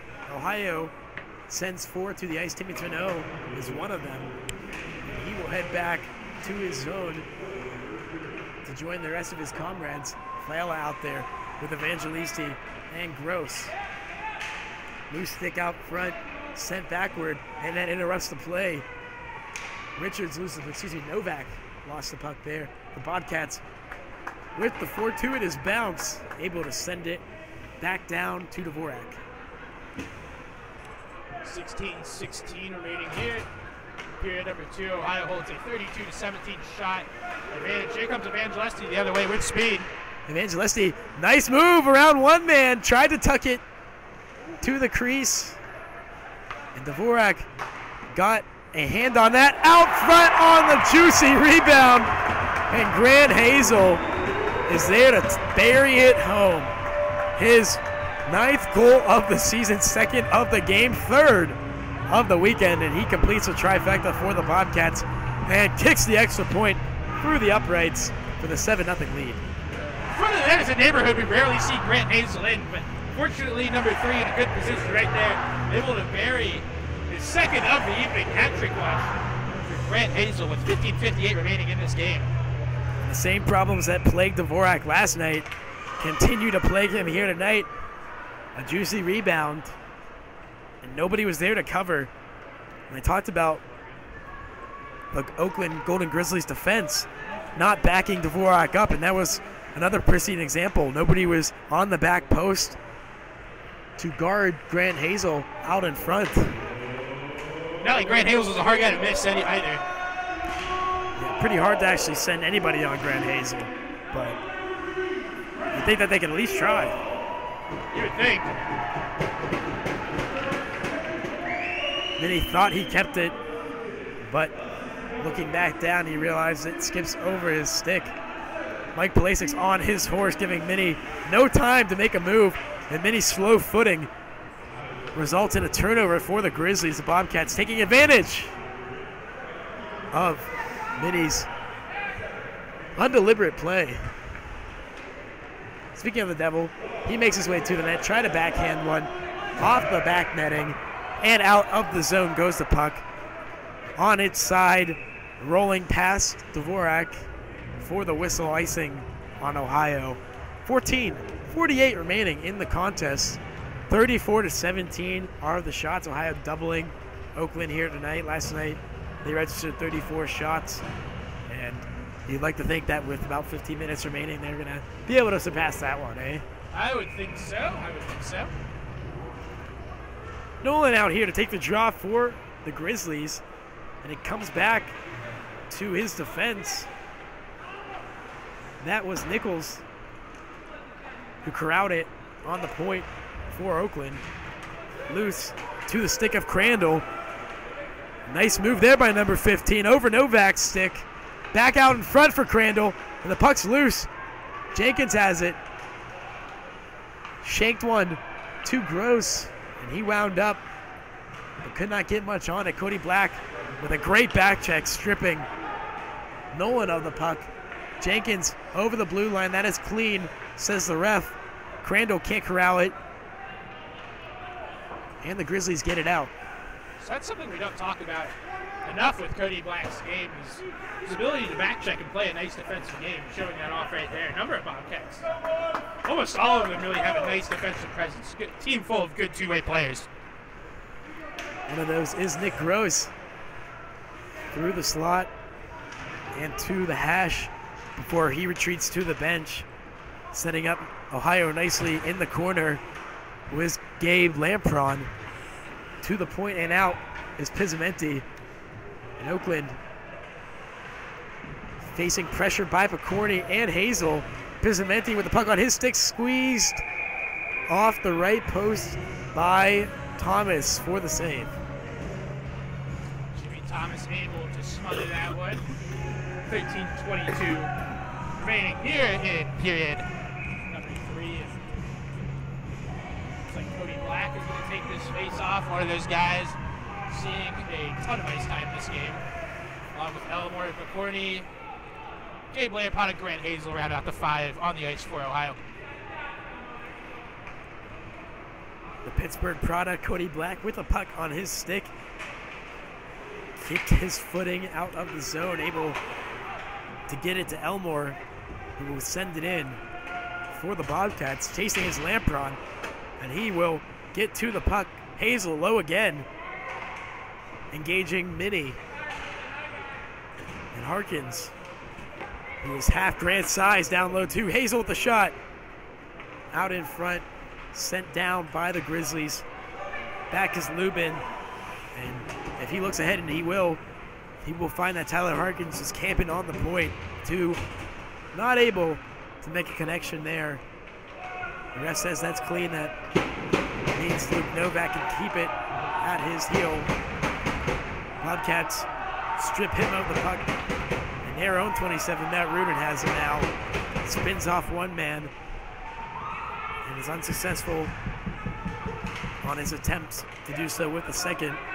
The Grizzlies dump that one into the rafters for the whistle. 12 minutes on the clock, separating Ohio with a 24 victory. Something you're not really able to see on our broadcast is the rafters here at Oakland Seabird Arena. If you haven't had the pleasure of coming out and checking out a game here at Oakland Seabird Arena, the rafters have a significant play in the game. They're very low to the ice, and often when pucks are sent out on a power play or a large dump, they touch the rafters and cause a stoppage in play. Truly something that makes Oakland Seabird Arena special in its 60th season. You want to talk about the intricacies here at Oakland. I do. That may perhaps be the largest. A low rising roof at Oakland. Those rafters, rusted as they may be, serving as a nice aesthetic to what is a story building here on Ohio University's campus. This team trying to make some history of their own this season, having a great go of it to this point. 23 wins under their belt, up 7-0 in this contest, and moving forward with pride are the Bobcats. Timmy Turneau angles one to the corner for Evangelisti. He's sandwiched by number 10, Kyle Nichols.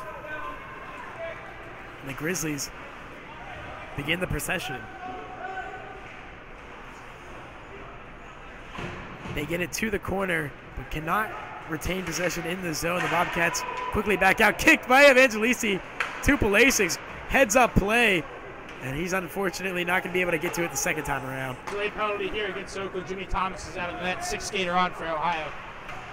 Picorni with the puck. Keeping it for Ohio is Pulisic. But not before Keegan Nolan corralled the loose disc for the whistle. And Ohio back to the power play. Penalty to none other than our friend number 22, Nate Richards. His 4th of the night. And he has not learned anything from his past discrepancies. They're really having a tough time staying out of the penalty boxes. Nate Richards. It is unfortunate that he is in the penalty box a number of times, really putting his team at a significant disadvantage. Evangelisti wins his face-off around to Fiella.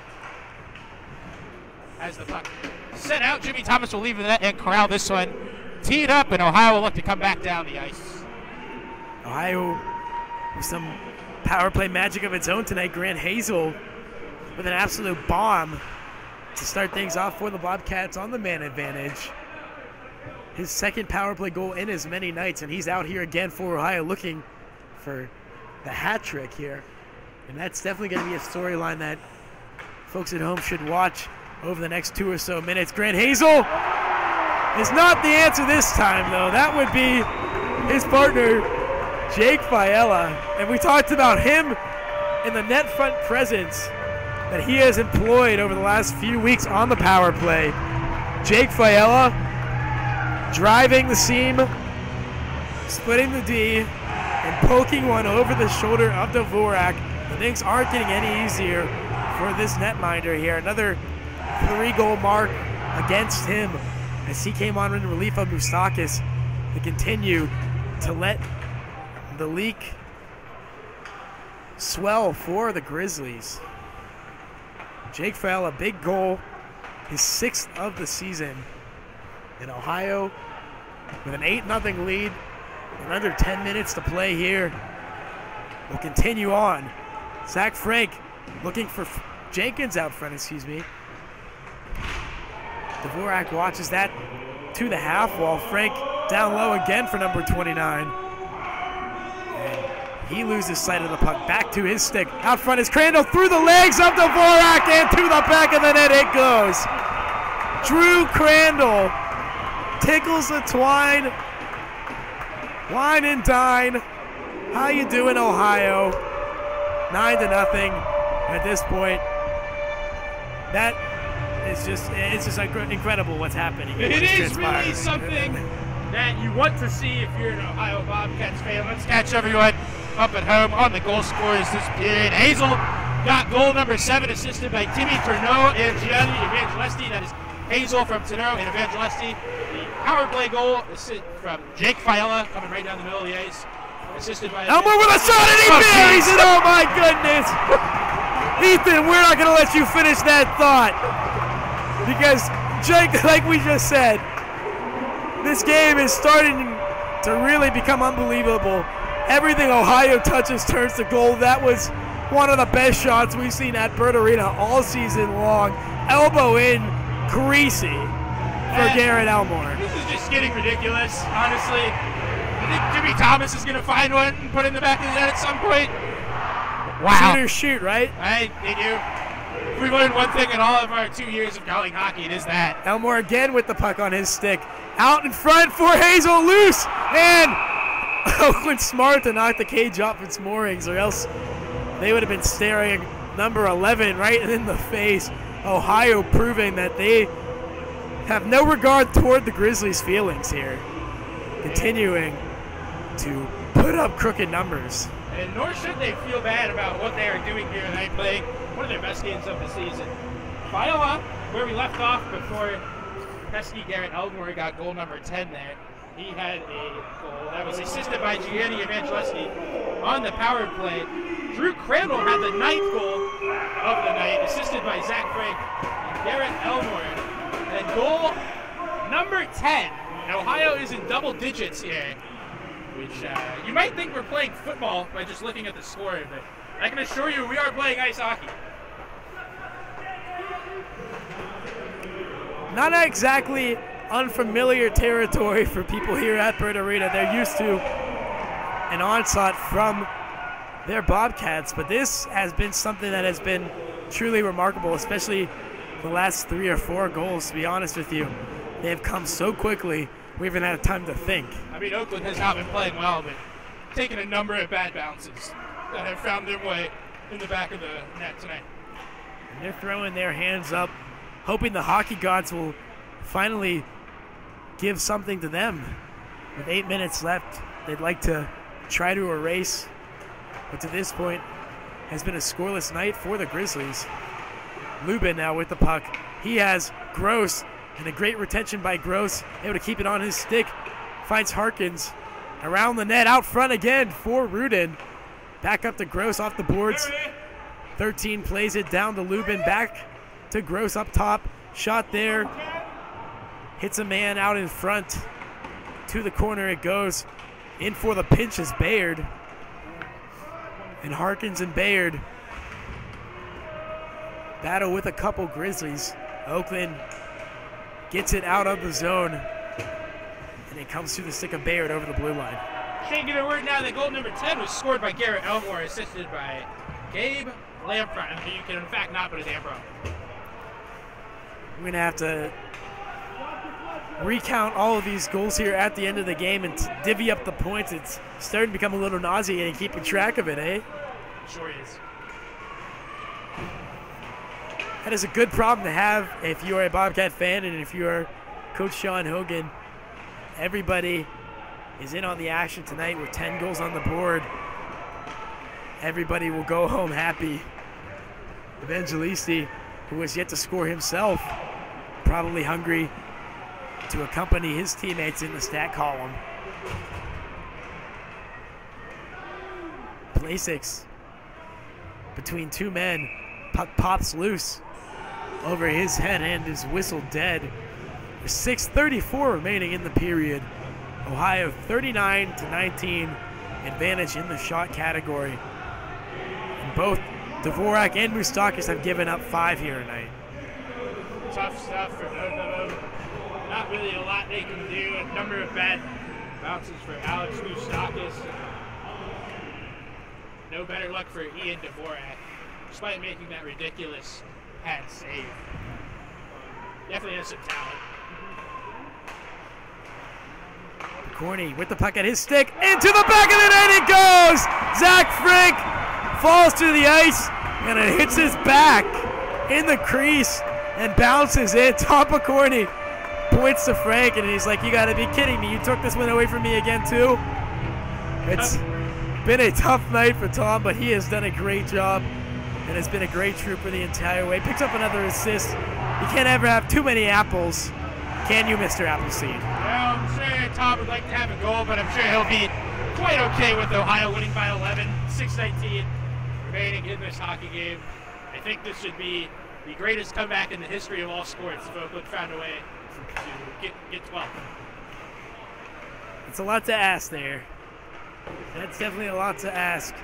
As Zach Frank scores his 3rd of the season to put Ohio up 11. Frank was my pregame prediction to have a good night for the Bobcats like that he was able to do last night. And he has stepped things up here, getting on the score sheet for the Bobcats. 11 of 40 shots have found the back of the net for Ohio. More than a 25% clip shooting percentage. Just a ridiculous offensive night. Really special night that I'm sure everyone here is going to remember. 11 goals. I was actually at the Blue Jackets game where they scored 10 against the Montreal Canadiens, but I don't recall being at a hockey game where one team got to 11 goals. I've been in a few barn burners myself in the day. They certainly can be trying if you are the one who is on the unfavorable side of the score sheet. At the end of the day, you certainly don't ever want to give up on the game, but it's difficult to skate for 40 minutes down 5 goals with seemingly no hope of getting back into the contest. Let alone 11. Let alone 11. That is right. Right now, Ohio with 5 minutes left in the game, trying to put this one on ice. I think if you had a Bobcats wish list here for the past 5 minutes, I think one of them would definitely be to try to get McCorney another crack at that goal that has evaded him for much of this weekend. Another would be to preserve what has been a solid effort in net for Jimmy Thomas. And I think another that supersedes both of those is just ultimately stay healthy, not take any stupid penalties. Yeah, it cannot be understated. That's a good point, Ethan. That's the last thing the Bobcats need right now. Already shorthanded this season. I think they found a pattern that has worked for them here over the last couple of weeks. These forward lines have looked really good together as Tyler Harkins drives to the net. Beautiful play there by Harks. Could not get it over Dvorak, and he let that one sail into the netting for a whistle, but Tyler Harkins, the leader in goals on this Ohio team, making a case for himself to be a first-team selection in the ACHA with plays like that. I think that's a pretty fair bet at this point. Out in front of Gainhand! Matt Rudin past the outstretched Luke Novak. You could see the fear in his eyes as he watched that roll over past his cage into the cage. And you really want to call that one a seeing eye goal, because he was almost there for the stop. Luke Novak was slid across the crease, but he could not ultimately deny Matt Rudin. His 13th of the season. And Ohio is up 12-0. This has been an ugly, ugly third period for the Grizzlies. 6 goals in the third for the Bobcats. And they've got 4 minutes to play, and they don't seem to be slowing up now. Kick play across the blue line by Tourneau. And they'll get whistled. A gross pass there by Evangelisti to Tourneau. An even better play to get it to his stick. Wouldn't it have been nice if Timmy Tourneau would have stayed on side there? Couple of goal updates on goals. Number 11 and 12. Number 11 scored by Zach Frank, assisted from Grant Hazel. And the 12th goal, yes, 12, do not adjust your computers, is scored by Matt Rudin, assisted by Grant Hazel. Grant Hazel will not stop scoring points.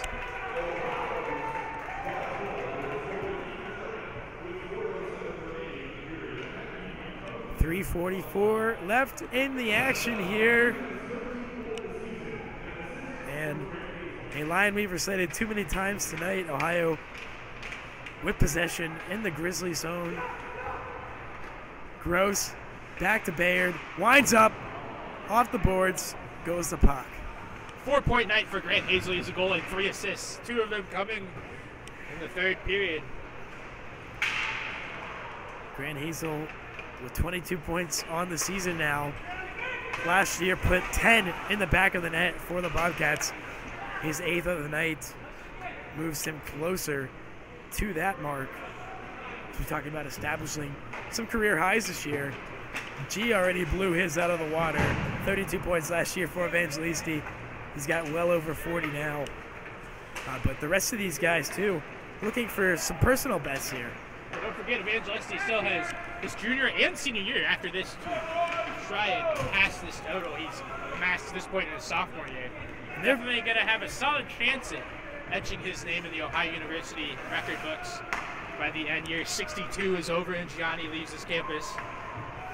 We talk about some of these all-time great Ohio teams, these great Ohio players that we have been fortunate to meet and really review in this 60th anniversary season.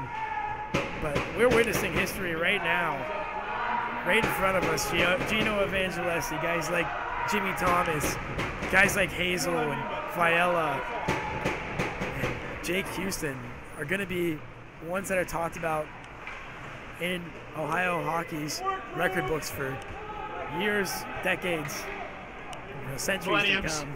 We're gonna go all the way there with that one. But yeah, 100%. These guys are those special players as well. And if not, even more special if they're able to get it done and capture a championship this season. I think if anybody is primed to do it in the ACHA, it's this group. They've become so much more complete over the last couple of weeks. And some of those areas of concern have turned into areas of strength for the team as they move forward to the CSCHL tournament. Really impressive game here by Ohio. Nothing really going wrong outside of the first period. They had a couple turnovers. I can't really think of anything at all really that Ohio has done poorly in this game, especially as it's gone on. Oakland barely had any shots the second half of this game past the midway point of the second period. I mean, this is unheard of. 12 goals. Ohio in a single game. With 14 shots in the period. Oakland with only 3. Ohio has twice as many goals as the Grizzlies had shots this period. That's I don't know what to say about that one. Something. Cam McCambridge out of the way of Gino Mini. Back is number 16. And out front, the puck squeaks loose. Past Pizzamenti and to the point. Retreating are the Bobcats. Fluttered off the boards. Elmore with a loose stick. Swats it to the other side. Dvorak watches it around him. Mini and Novak. Find Muser. Bobcats with the puck again. Harkins to Rudin. Shot Rudin. Kick save by Dvorak. 30 seconds left in the contest. 12-0 the score. You can put this one on ice, folks. Nothing Luke Mackin or any Golden Grizzly can do now will prevent their ultimate fate here at Bird Arena this weekend. We talked about what the Bobcats were able to do in their first 10 series at home, 6 series sweeps, and they will get their 7th and 11 tries. One more opportunity for lucky number 13, but the Dazen will have to do here tonight, and we can say it, folks. We didn't want to jinx them, but Jimmy Thomas quietly, with his 6th shutout of the season for the Bobcats, continues to pace the ACHA in so many statistical categories. He was 2nd in the conference moving to this weekend, and he gets a 6th of the series, or 6th of the season, excuse me, for the win here tonight. His 23rd of the season, the highest 24th. 12-0 was the final score. 6 goals in the third period. Hard to keep track of all of them. We'll do our best to break down some of the real highlights of this hockey game. But we talk about what was a really special weekend here at Bird Arena against Coach Hogan's former friends, the Oakland Golden Grizzlies. They come away with 2 big wins here tonight through the Bobcats. Grizzlies scratching their heads after what started off as a pretty solid first foray into the action on Friday night. We're able to keep things close after 1. And from that point on, things really fell apart, and the wheels certainly fell off the wagon this weekend for the Whistles. Yeah, the wheels fell off almost immediately. Pretty much the same story from the first 2 or 3 minutes last night. Oakland came out physical, looking good, but Ohio able to hang 5 on them in the first, another goal in the second, and 6 in the third to make it 12-0. But I don't know if you caught it. Jimmy Thomas, his 6th shutout of the season. I believe our PA announcer Jake said that ties the all-time record for shutouts in a season here at Ohio University. So we were just talking about records as that game came to a conclusion. Jimmy Thomas is someone who's going to find his name in the record book. Yep. 31st game of the season ends in sweet, sweet victory for number 30, James Thomas. Bobcats with a crooked number on the score sheet tonight, 12 goals, led from that outset by Grant Hazel on the power play. He was able to get a goal early on, and he really was a big threat tonight for the Bobcats. Oakland did not know what to do with him, and his absolutely monstrous shot from the point created so much offense in the back end, was able to get out in front for a goal later on in the contest. He had quite the statistical night. I believe that was, 4 points for him today? 5 points for Hazel. Four for Hazel, 2 and 2? Goal and 3. Goal and 3. Wait, he had that one out front, did he not? Who really knows at this point? He got 4 or 5 points. We'll make sure we've got all our loose ends tied over here, but what we talk about for Ohio right now is really inconsequential, because at the end of the night they get 12 goals. Yeah. It doesn't really matter who they came from. It just matters that they come away with 2 big wins here. Tom McCourty, not one of the guys who scored here tonight, but he did a great job, and he's been a great trooper all semester long. I think that sooner or later he will get off the schneid, but his teammates certainly reveling in the fact that Oakland was open for business in the goal department. Yeah, Tom McCourty, didn't find the back of the net, but ultimately had a couple of shots that led to 2 goals, which seems minuscule in the grand scheme of things when you score at 12. But, nonetheless, we should not look over it. Tom McCourty coming back, having a good offensive presence and defensive presence. Jimmy Thomas announces the first song to a massive crowd here on Sips Weekend, sticking around to acknowledge the great performance from the goaltender. All around, great weekend from Ohio, absolutely dominated. Not a lot to really pick apart, but 18-1 aggregate. You put the 2 scores together.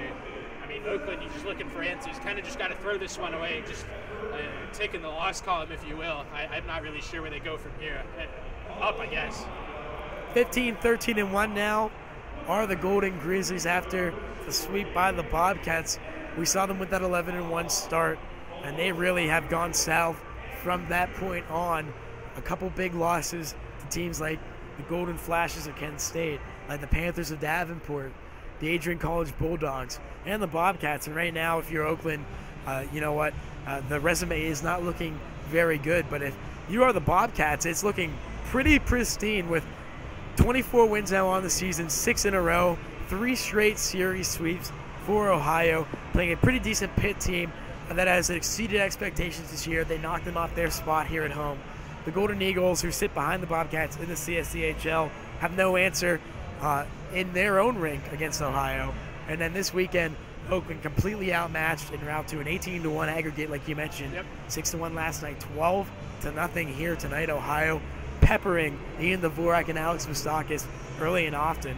Like we said, Ian Dvorak, a good trooper, really held his own at times for the Grizzlies. But at the end of the day, you're not going to be able to stop an onslaught like that, especially with the amount of time that Ohio continued to put into that effort. They didn't quit after the first when they were up 5-0. They didn't try to save their breath, if you will.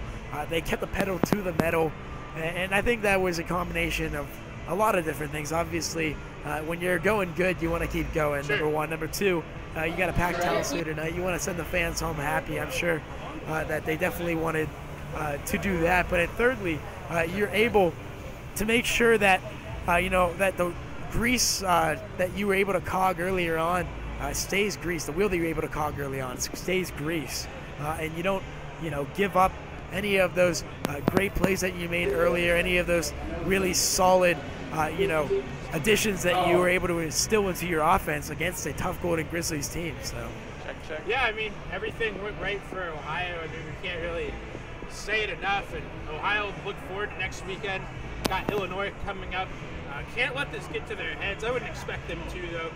Really a team that's mature beyond their years, a significant amount of sophomore and freshmen on this team. But I think Ohio, I mean, enjoy it tonight, of course, by all means. You put up 12, that's special. Celebrate it, but come back here ready to work Monday after the Super Bowl and get back to work. You know, big CSCHL game. They have the lead right now. You alluded to Ohio has the lead in those standings. And the Illinois team's going to come in here motivated. Ohio had their way in one of the games last time these two teams played, but they really need 2 more victories here next weekend. Looking for their first CSCHL tournament banner since 2013. They'll see if they can make some headway toward that next weekend against the Fighting Illini. And as we break things down and wrap things up here on the post-game report, Ethan, we talk about what Ohio is able to do here tonight against the Grizzlies. Next weekend they face a tough Illinois team that is right in the middle of the action in the CSCHL. We've seen them in the past. They've played the Bobcats tough at times. They have actually outworked the Bobcats. So obviously you said, you want to kind of enjoy this one here tonight. It would be a shame to waste a 12-0 win on staying too focused. But at the end of the day, things are all wiped away on Monday, and it's a clean slate, and it's a new weekend. So Coach Hogan's going to have to come up with some new strategies to face the Illini, but we're going to send it down to Coach Hogan in the locker room right now with our very own Jessica Stark. Jess. Jessica Stark here with head coach Sean Hogan. As Bobcats shut out Oakland tonight 12-0. So Coach, the special teams, both the power play and the penalty kill were really prominent factors in tonight's game. How do you think bullpens performed tonight? Yeah, I think what we were able to do, we got a lot of different guys out there in the power play and the power play, uses of the guys that don't normally penalty kill. So it was good that we could get that in. I thought we competed better tonight. Last night, we didn't compete hard in the boxing tonight. We really wanted to make a point to compete the entire game. I was sort of reflecting that. Yeah, definitely. So last night you put Chilbert in for the end of the third, and so I know you've noticed you guys kept Jimmy and even had the big lead tonight. Was that for his possible shutout? Yeah. So if they would have had like a goal or two, we probably would have got the ace to look in the third. But Jimmy was coaching close to breaking that record, tying that record, and we wanted to compete defensively for him. So Jimmy's been great for us all. He's hopefully he can break the record down the stretch. Yeah, absolutely. So Hazel got a couple goals tonight, a couple assists, walked away with 2 goals. So I just want to think your thoughts of him as a role on the team, as a leader, a prominent figure on the team. Oh, he did a great job. He's got a really hard shot. He's on the power play. He's a good leader for us. He's a good talk since his freshman year. In terms of his ability to carry our guys, has a really well and his buy-in and his leadership for us. He's done a good job. So just overall, comments on the team's full potential throughout the entire game. Do you think they really pushed hard even throughout the lead and were able to capitalize on all the opportunities? Yeah, and that was my message for the game. Because last night we played a lot of years ago. We really wanted to have our guys compete for 60 minutes. And then also we reminded ourselves of the situation where we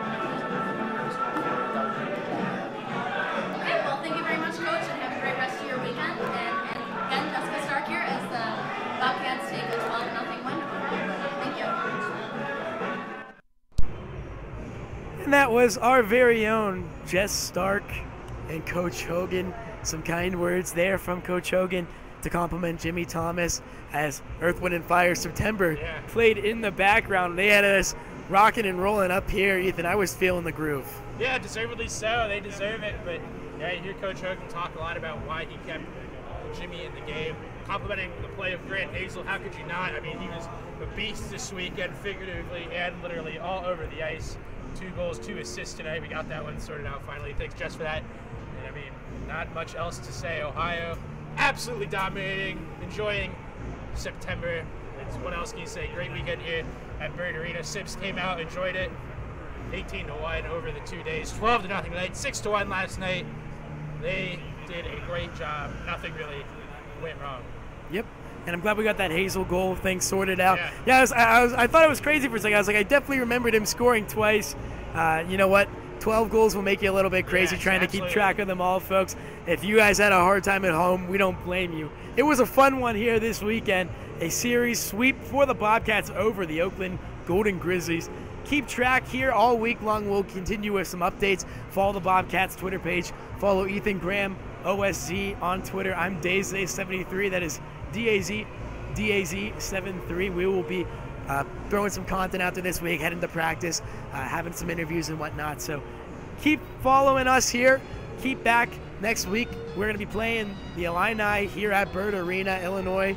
Playing Ohio tough always should be a great series. And what was the final regular season action for Ohio here at Bird Arena in its 60th season.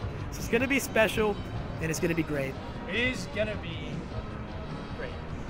There you have it, folks. From Ethan Graham, Shane Dazen, and everybody on our crew, we are AVW Presents Hockey, and we'd like to thank you for joining us this weekend and welcome you guys to join us back here at the same time, same place next Friday.